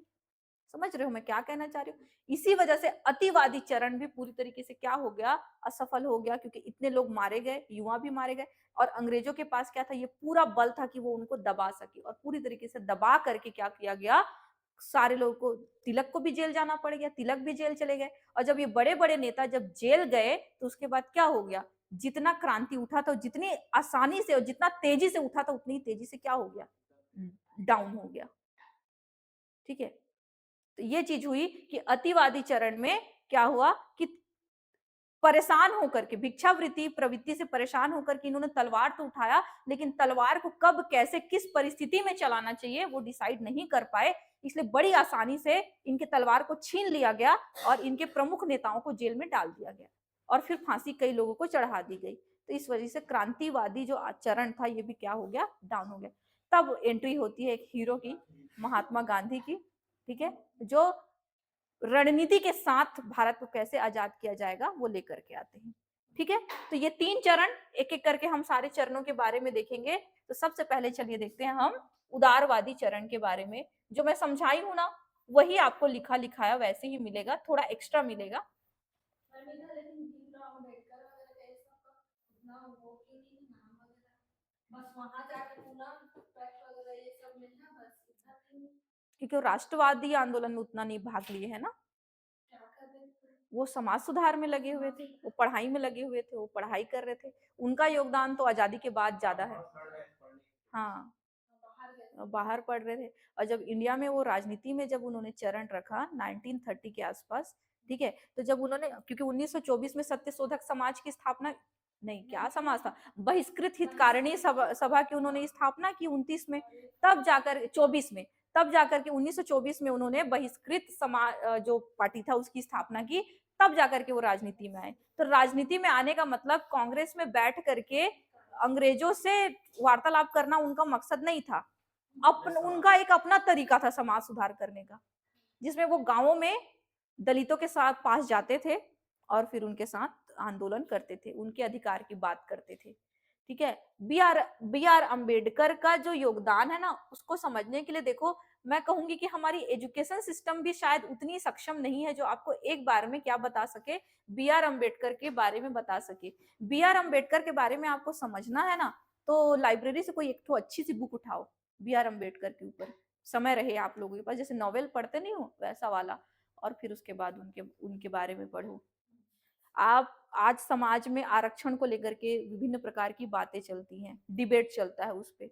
मैं इस डिबेट को ना एक ही नोट के साथ खत्म करना चाहूंगी, आरक्षण को लेकर के अगर खत्म, मैं मेरा ऐसा मानना है कि आप आरक्षण खत्म करने की बात करते हो, ठीक है, मैं ऐसा मानती हूँ, दलितों के आरक्षण की बात कर रही हूँ मैं, एससी कैटेगरी की आरक्षण की, आप आज आरक्षण बंद करने की बात करते हो, मैं तो कहती हूँ अगले 5 साल तक भी आरक्षण ना बंद किया जाए और हम उनकी वजह से ऐसे ही होते रहे ना तो भी अच्छा ही है।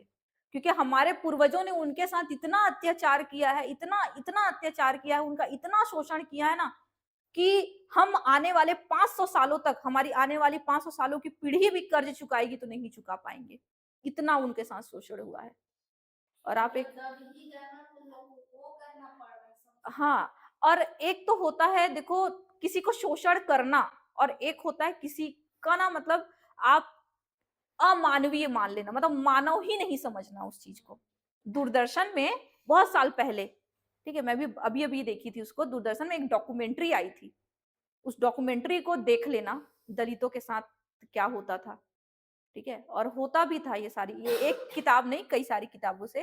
तो बी आर अम्बेडकर जो इतना खुन्नस टाइप से जो हो गए थे ना, क्योंकि बचपन से ही उनको इतना ज्यादा क्या किया गया था, सरप्रेस भी, लेकिन इतना पढ़े इतना पढ़े इतना पढ़े इतना पढ़े, मतलब बनो तो बी आर अम्बेडकर, हाँ, मतलब उनके जैसा बनो पढ़ाए, ठीक है।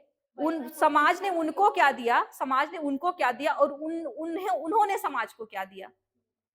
जो लोग बोलते नहीं है, हमेशा सरकार के ऊपर सवाल उठाते रहते हैं, सरकार ये नहीं प्रोवाइड करती, वो नहीं प्रोवाइड करती, ऐसा है वैसा है, बुराई करते रहते हैं। उनसे ये पूछा करो आपने समाज के लिए क्या किया, आपने भारत के लिए क्या किया, है ना। हम रास्ते से गुजरते भी रहते हैं तो मान लो कि कहीं पे कुछ गिरा है, मान लो कि एक पॉलिथीन गिरा है, ठीक है, हम गुजर जाएंगे और बोलेंगे सरकार को कि नगर पालिका सही से काम नहीं करती, कचरा नहीं उठा, अरे झुक करके उठा करके एक डस्टबिन में डाल देते, क्या चला जाता, आपका भी कुछ देश के प्रति योगदान हो जाता ना एक प्लास्टिक का वो। तो ये हम नहीं करेंगे, लेकिन हम दोष जरूर देंगे। तो कभी भी मैं आप लोगों को, क्योंकि आप मेरे स्टूडेंट हो, एक चीज सिखाना चाहूंगी, कभी भी आरक्षण का के मुद्दा उठे और आपके सामने कोई विरोध करे ना कि उनको आरक्षण नहीं मिलना चाहिए, तो आप बस यही कहना कि भाई उन लोगों के साथ जो हमारे पूर्वजों ने जो किया है ना, ठीक है, उसका योगदान अगर हमें चुकाना है तो 500 साल तक भी हम झुक करके चुकाएंगे तो नहीं चुकेगा। पता है दलितों के साथ क्या होता था, कमर में झाड़ू बांधते थे वो लोग, कमर में झाड़ू ऐसे पीछे, ठीक है, क्यों, ताकि वो लोग जब चले तो जमीन में उनके पैर के निशान ना रहे, वो जो झाड़ू के साथ उनका पैर का निशान जो है वो साफ होते जाए, ऐसा उनके साथ व्यवहार किया जाता था, ऐसा। तो सोच लो चुका पाएंगे हम लोग, ऐसा किया जाता था। तो हम आरक्षण कुछ भी नहीं है। और दूसरी बात ये बोल दिया करो, देखो भाई तुम कितना भी ज्ञानी क्यों ना हो जाओ, अगर आरक्षण गलत होता तो सुप्रीम कोर्ट कब का बंद कर चुकी होती, उससे बड़े तो आप नहीं हो और उससे ज्यादा दिमाग वाले आप हो ही नहीं। और अगर आरक्षण गलत होता तो सुप्रीम कोर्ट कब का उसको बंद करवा चुकी होती। चलिए, तो उदारवादी चरण के बारे में हम देखते हैं। इस चरण में कांग्रेस के प्रथम सम्मेलन के प्रमुख उद्देश्य, क्योंकि उसके बाद ही उदारवादी चरण है, देश हित की दिशा, क्योंकि जो कांग्रेस की का जो उद्देश्य है वही उदारवादी चरण का उद्देश्य है शुरू शुरू में।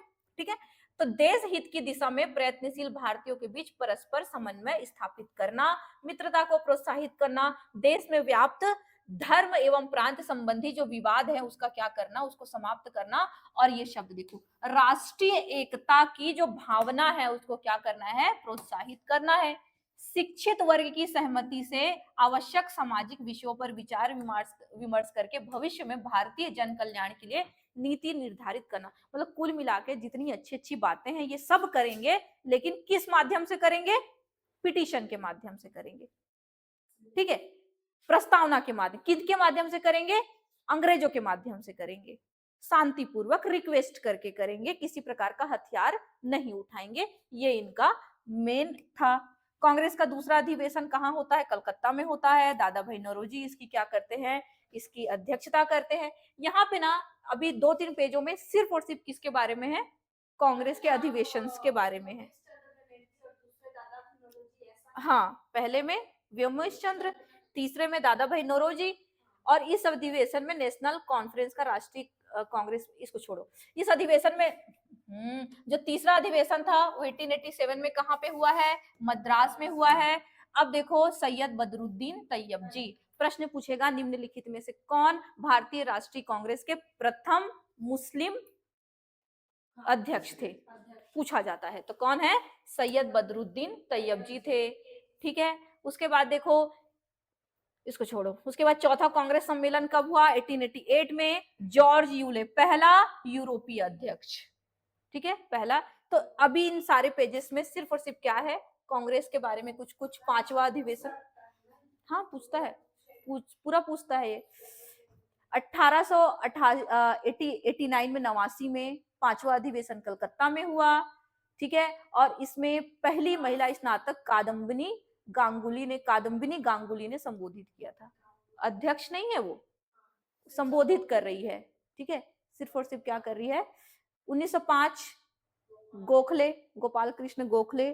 ठीक है, 1885 से 1905 तक कांग्रेस की मुख्य कार्य पद्धति पिटीशन, प्रेयर, प्रोटेस्ट, यही 3 चीजें आप लोग याद रखोगे कि 1905 तक कांग्रेस का जो एक कहते हो ना, एक पूरा उद्देश्य क्या था या उनकी रणनीति क्या थी कोई भी काम कराने के पीछे, पिटीशन, प्रस्ताव करो, प्रेयर, रिक्वेस्ट करो, और अगर नहीं पूरा हो रहा है तो प्रोटेस्ट करो, लेकिन प्रोटेस्ट भी कैसे, शांतिपूर्वक।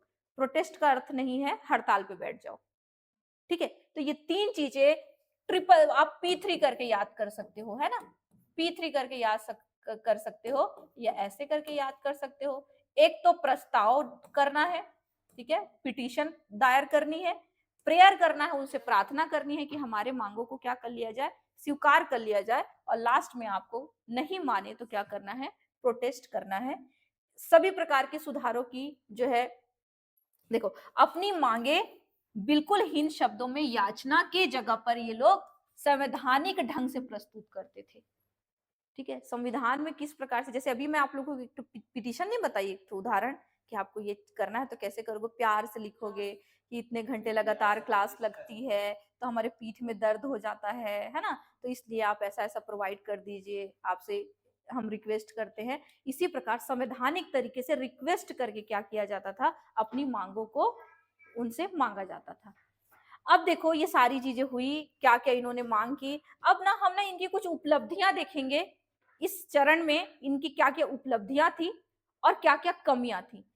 इनको पढ़ के तो आप समझोगे, मैं सबसे पहले आप लोग को ऐसे समझाती हूँ, नॉर्मली अपने शब्दों में समझाती हूँ। इनकी उपलब्धि के बारे में अगर आपको कभी लिखना हो ना, तो आप जब छत चढ़ते हो तो सीढ़ियों के माध्यम से चढ़ते हो ना, ठीक है, तो मान लो सीढ़ी चढ़ रहे हो छत में, और फिर यहाँ पर आप छत पहुंच जाओगे, तो क्या इसको बिना चढ़े आप इस पे चढ़ जाओगे, या इस पे बिना चढ़े क्या आप इस पे चढ़ जाओगे? आपके लिए ये जितना इंपॉर्टेंट है, जो फाइनली आपको कहां पहुंचा देगा, छत पर पहुंचा देगा, उतना ही इंपॉर्टेंट आपके लिए ये है, क्योंकि यही वो पहला चरण है जिस पर आप पैर रखोगे, फिर दूसरा, फिर तीसरे सीक्वेंस में आप कहां पहुंच जाओगे, छत पे पहुंचोगे। तो ये जितना इंपॉर्टेंट है, जो आपको फाइनल पोजीशन पर पहुंचाता है, उतना ही जरूरी आपके लिए ये है। इस पे बिना चढ़े आप वहां पे नहीं चढ़ सकते। और कांग्रेस का जो प्रथम चरण था, उदारवादी चरण, वो सीढ़ी का पहला ही पायदान है। यही वो संस्था है जिसके माध्यम से लोग समझ पाए कि पिटीशन क्या होती है। यही वो संस्था है जिसके माध्यम से लोग समझ पाए कि संविधान क्या चीज होती है। यही वो सीढ़ी है जिसके माध्यम से लोग समझ पाए कि एकता क्या होती है और अपने एकता को पाने के लिए कैसे प्रयास किया जाता है। कुल मिलाकर के इसने स्कूल जाने के समय जूता कैसे पहना जाता है, स्कूल ड्रेस कैसे पहना जाता है, कैसे जाया जाता है, प्रार्थना कैसे, प्रेयर कैसे करते, क्लासरूम में बैठते कैसे हैं, ये सब चीज किसने सिखाया? इसने ही सिखाया। इसकी उपलब्धि के बारे में कहा जाए तो इन्हीं की बार बार पिटीशन दायर करने की वजह से ही 1892 का एक्ट आया, ठीक है। और इन्हीं के प्रयासों से, खास करके दादा भाई नौरोजी की वजह से ही इस एक्ट में एक प्रावधान किया गया जिसमें भारत में पहली बार, मतलब क्या बोलते, अप्रत्यक्ष तरीके से चुनाव शुरू हुए। अगर प्रश्न कभी पूछेगा कि भारत में अप्रत्यक्ष चुनाव कब शुरू हुए, तो 1892 के एक्ट के माध्यम से, ठीक है। क्योंकि अप्रत्यक्ष तरीके से कहने का मतलब ये था कि किसी प्रकार से कोई किसी को वोट नहीं देगा, लेकिन कुछ भारतीयों को जगह दी गई, किसमें, जो परिषद जो होती थी ना, गवर्नर जनरल की जो परिषद होती थी, उसमें स्थान दिया गया, ठीक है। अब देखो, इन्होंने, इनका योगदान ऊपर में सब लिखा हुआ है। आईसीएस की परीक्षा इंग्लैंड के साथ साथ भारत में भी आयोजित की जाए तथा लोक सेवा में भारतीयों को अधिक अवसर दिए जाए, ये रिक्वेस्ट किया। नमक कर को समाप्त किया जाए, सैन्य खर्च में कटौती की जाए, सूती वस्त्रों पर आयात कर पुनः लागू किया जाए, तकनीकी एवं सामान्य शिक्षा का विस्तार किया जाए, ऑस्ट्रेलिया, कनाडा आदि उपनिवेशों की तरह भारत को भी अंग्रेजी राज के अधीन स्वशासन का अधिकार दिया जाए। बताओ, ये सब ये मांग कर रहे हैं तो अच्छी ही मांग कर रहे हैं ना। अब भले ही पूरा नहीं हुआ वो अलग बात है, लेकिन मांग तो इनकी अच्छी है कि हमें भी क्या दे दो, स्वशासन दे दो, ठीक है। लेकिन अब इनका मूल्यांकन करते हैं। भारतीय जनता को राजनीतिक रूप से प्रशिक्षित किसने किया और राष्ट्रीयता की भावना किसने जगाई? उदारवादी चरण। यही तो अभी आप लोग को मैं समझाई हूं कि एकता क्या होता है, राष्ट्रवाद क्या होता है, वो आम लोगों को किसने सिखाया? उदारवादी चरण ने। कांग्रेस तथा राष्ट्रीय आंदोलन को वैचारिक आधार प्रदान किया, किसने? उदारवादी चरण ने। ब्रिटिश साम्राज्य के शोषणकारी चरित्र को उजागर कर, अब देखो, उदारवादी चरण का क्या कहते हैं, विरोध किया जाता है, लेकिन धन शोधन सिद्धांत कौन लेकर के आया? धन दोहन, धन दोहन सिद्धांत कौन लेकर के आया? इंग्लिश में, है ना, कौन लेकर के आया? दादा भाई नौरोजी लेकर के आए, है ना, अपनी किताब में poverty and un British rule in India में लेकर के आए। मतलब इसके माध्यम से इन्होंने बताया कि किस प्रकार भारत में पैसे का क्या किया जा रहा है, दोहन किया जा रहा है, यहाँ से पैसे को कहाँ लेकर के जाया जा रहा है, इंग्लैंड को लेकर के जा रहा है। तो अगर इतने मूर्ख होते उदारवादी चरण वाले, तो इतना दिमाग कैसे लगाते? ठीक है, उदारवादी चरण वाले मूर्ख नहीं थे, बहुत दिमाग वाले थे। बस वो इस बात पर, क्योंकि नाम ही उदारवादी है, वो इस बात पर यकीन करते थे कि हमें न्याय मिलेगा, लेकिन कैसे मिलेगा? संवैधानिक तरीके से मिलेगा, नियम से चल करके मिलेगा, लेकिन मिलेगा जरूर, इस चीज पर यकीन करते थे, ठीक है। तो ये सारी किस प्रकार वो शोषण कर रहे हैं, उन सब चीज देखो। शोषणकारी चरित्र को क्या किया इन्होंने? उजागर किया। ये देखो, यही वाला बता रही थी कि अंग्रेजों द्वारा 1892 का जो इंडियन काउंसिल एक्ट इनकी वजह से पारित हुआ। 1885 में भारतीय राष्ट्रीय कांग्रेस की स्थापना के पश्चात उस पर, ठीक है, कोई बात नहीं, उस पर उदारवादी नेताओं का पूर्णतः वर्चस्व स्थापित हो गया। और ऐसा ऐसा इनका मानना था, मतलब किस प्रकार संविधानिक तरीके से जो है, भाषणों के माध्यम से, ठीक है, और अपनी जो पिटीशन है उनके सामने प्रस्तुत करके कैसे जो है। लेकिन अब इनकी कमियां देखते हैं ना,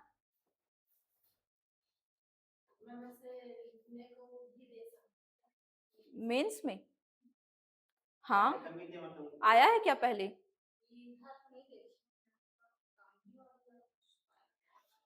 ये वाला थोड़ा सा देख लेते हैं, ठीक है। विदेशों में उदारवादी चरण, जैसे दादा भाई नौरोजी ने स्थापना की थी ना, ब्रिटिश इंडियन एसोसिएशन। प्रारंभिक चरण के नेताओं का मानना था कि अंग्रेज भारतीयों की वास्तविक स्थिति से परिचित नहीं है। वही मैं जो बोली, पता ही नहीं है इनको, लगता था कि वो परिचित नहीं है हमारी स्थिति से, अन्यथा भारतीयों को इतना कष्टों का सामना करना पड़ रहा है। ठीक है, इनको ये लगता था। तो इसलिए ये उदारवादी नेता कहाँ चले गए, इंग्लैंड चले गए, और इंग्लैंड जाकर के इन्होंने राष्ट्रीय आंदोलन चलाया। एओ ह्यूम, दादा भाई नौरोजी, वेडरबर्न आदि नेताओं का मानना था कि भारतीय राष्ट्रीय कांग्रेस का इंग्लैंड से अधिक प्रसार किया जा सकता है। तो 1887 में ईस्वी में दादा भाई नौरोजी ने इंग्लैंड में भारतीय सुधार समिति की स्थापना की। 1888 ईस्वी में नौरोजी एवं विलियम डिग्बी ने की अध्यक्षता में इंडियन एजेंसी की स्थापना की। 89 में कांग्रेस की ब्रिटिश समिति बनी, जिसमें इंडियन, क्या लिखा है, इंडिया नामक एक मासिक पत्रिका निकाली। इन सबके माध्यम से इंग्लैंड के नागरिकों को भारत की वास्तविक स्थिति के बारे में परिचित कराया जा रहा था। कांग्रेस ने भी 2 बार इंग्लैंड में अपना वार्षिक अधिवेशन करने की सोची, परंतु उनका ये प्रयास सफल नहीं हो सका। मतलब जो इंडियन नेशनल कांग्रेस का जो क्या कहते हैं मीटिंग यहाँ होती थी ना, वार्षिक अधिवेशन, उसको इंग्लैंड में कराने का प्रयास कर रहे थे, लेकिन नहीं हो पाया। ठीक है, अपने एक प्रतिनिधि मंडल को विदेश भेजे। 1890 में कांग्रेस की ओर से सुरेंद्र नाथ बनर्जी, डब्ल्यू.सी. बनर्जी तथा ए.ओ. ह्यूम कहाँ गए थे, इंग्लैंड गए थे। ठीक है, इंग्लैंड गए। जो लोग वजीफे के माध्यम से, मतलब सरकारी उसके माध्यम से, हाँ ठीक है, माध्यम से विदेशों में गए, तो उन्होंने भी विदेशों में राष्ट्रीय आंदोलन का आधार क्या किया, मजबूत किया। सरकारी माध्यम से गए थे, सरकार की क्या कहते हैं रिक्वेस्ट किया, सरकार की परमिशन से गए थे, लेकिन फिर भी वहां पे राष्ट्रीय आंदोलन का क्या किया, उन्होंने प्रचार प्रसार किया। तो ये था क्या, आपका उदारवादी चरण। और ना यहाँ पे होना तो चाहिए, कहाँ है उनकी कमियों के बारे में। ये तो अतिवादी चरण शुरू हो गया ना। चलो मैं ऐसे ही समझा देती हूँ इनकी कमियां क्या थी। यही वाला पीडीएफ मिलेगा आपको। हाँ, इसको वो करके दूंगी, लेकिन नहीं दिया है इसमें, आई थिंक वो कुछ रीजंस की वजह से। चलो मैं समझा देती हूँ इनकी कमियां क्या थी। देखो, इनकी कमी ये थी ना कि भारतीय राष्ट्रीय कांग्रेस में प्रतिनिधित्व किनका हो रहा था, सिर्फ और सिर्फ किनका, पढ़े लिखे लोगों को। ठीक है, सामाजिक मुद्दा तो ये उठा रहे थे, हमने जितने मुद्दा देखे, राष्ट्रीय एकता के बारे में बात कर रहे हैं, प्रतिनिधित्व की बात कर रहे हैं, लेकिन कहीं पर भी एक भी इनकी रिक्वेस्ट में कहीं पर भी ये किसानों का टैक्स कम किया जाए लिखा है, नहीं लिखा हुआ है, ये नहीं लिखा है। शिक्षा का माध्यम में सुधार किया जाए कहीं पे लिखा है, नहीं लिखा हुआ है। मतलब कि समाज की जो वास्तविक जो समस्या है, जो गरीबों से जुड़ी हुई है, उस समस्या को इन्होंने उजागर करने की कोशिश नहीं की। इनकी कमी में ये कमी थी। क्या लिखते थे, अभी तो दिखाई ना, ये लोग लिख रहे हैं कि हमें प्रतिनिधित्व दो। उस समय जो अंग्रेजों की कुछ कुछ नीति आती थी, जैसे आईसीएस परीक्षा, उसके खिलाफ आवाज उठाएंगे, हमें चुनाव का हमें अधिकार देना चाहिए, हमें स्वशासन मिलना चाहिए, जैसे नमक कर बहुत ज्यादा है तो उसको कम करो। लेकिन जो आम किसान की जो समस्या है, किसान की क्या समस्या है, टैक्स। ठीक है, ये इन्होंने कम करने की बात नहीं की। श्रमिकों के बारे में कोई बात करी, नहीं की। इन्होंने स्टूडेंट्स को क्या बोलते हैं हिंदी में, स्टूडेंट्स को, विद्यार्थियों के लिए कुछ बोला, विद्यार्थियों के लिए कुछ बोला, नहीं बोला इन्होंने। तो मतलब कि जो मतलब कि एकदम जमीन से जुड़ी जो समस्याएं होती हैं, उन समस्याओं के हल के लिए, अकाल के लिए इन्होंने कुछ बोला, नहीं बोला।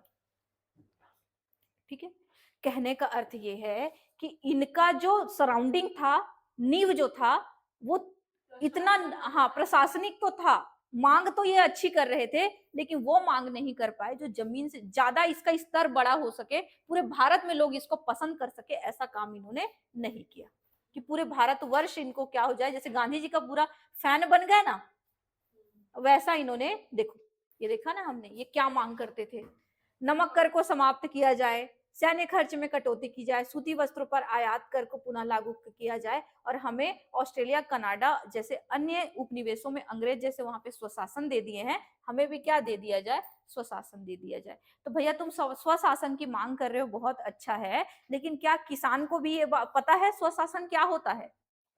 किसान को तो पता ही नहीं है, क्योंकि आप किसान तक गए ही नहीं, है ना। ये प्रॉब्लम थी इसकी, कि वकीलों का होता था, जो उदारवादी चरण है वो ज्यादातर पढ़े लिखे लोगों का, उदार मतलब पढ़े लिखे लोगों का होता था और बड़े लोगों का, बड़े बड़े शिक्षित वर्ग के लोग, बड़े बड़े व्यापारी वर्ग के लोग, खास करके जो बैरिस्ट्री करके आए हैं उन लोगों का वो होता था।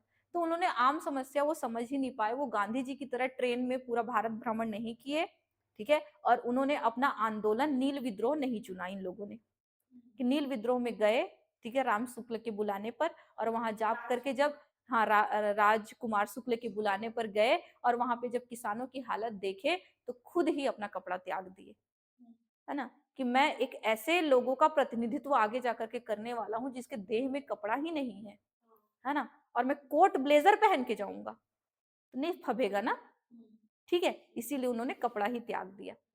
तो ये अंतर था, समझ रहे कि जमीन से नहीं जुड़े, ये समस्या के समाधान के लिए बातचीत ये भी कर रहे हैं, कमी नहीं है इनमें, मतलब ऐसे कमी नहीं है, लेकिन एक जो सबसे बड़ी इनकी कमी थी कि ये जमीन से नहीं जुड़ पाए, ये यहाँ की जो एक्चुअल जो समस्या है, किसानों की जो समस्या है, श्रमिकों की जो समस्या है, विद्यार्थियों की जो समस्या है, युवाओं की जो समस्या है, उससे नहीं जुड़ पाए, स्त्री समस्या के लिए कोई बात नहीं उठा पाए, कारखानों में काम करने वाले श्रमिकों के लिए कोई आवाज नहीं उठा पाए, ये था, ये चीज नहीं जुड़ पाए। लेकिन हाँ, इन्होंने भारत के नेताओं को, भारत के युवा वर्ग को राजनीति क्या होती है, एकता क्या होती है, स्वतंत्रता क्या होती है, स्वशासन क्या होता है, ये जरूर बताया, ठीक है। इसलिए इस चरण का भी उतना ही महत्व है जैसे सीढ़ी के पहले पायदान का होता है। तो कभी भी जब आपको इस चरण के बारे में कुछ लिखने के लिए आए ना, कि आप एक सकारात्मक उल्लेख कीजिए, नकारात्मक उल्लेख कीजिए भारतीय राष्ट्रीय कांग्रेस के उदारवादी चरण का, तो पूरा नेगेटिव मत लिख करके आ जाना, ठीक है, बैलेंस में लिखना।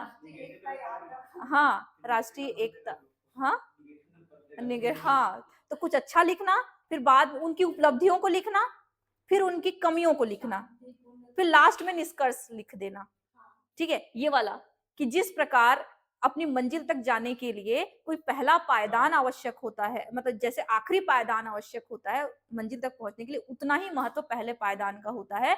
और भारतीय राष्ट्रीय कांग्रेस का जो उदारवादी चरण था, उस रास्ते का पहला पायदान था, जिसने समाज को राष्ट्रवाद सिखाया, जिसने समाज को राष्ट्रीय एकता, भाईचारा, ये सारी चीजें पिटीशन के माध्यम से कैसे अपने हक को प्राप्त किया जाता है ये बताएं, और फिर उनकी उपलब्धियों में कैसे उन्होंने 1892 का एक्ट पारित करवाया, ये सारी लिख करके बैलेंस करके लिखना, तब जाकर के आपको मार्क्स मिलेगा, ठीक है। तो एक काम करते हैं, आज की क्लास को यहीं रखते हैं।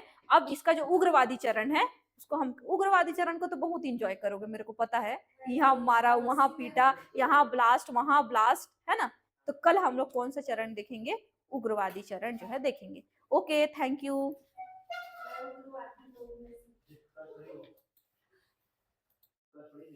नहीं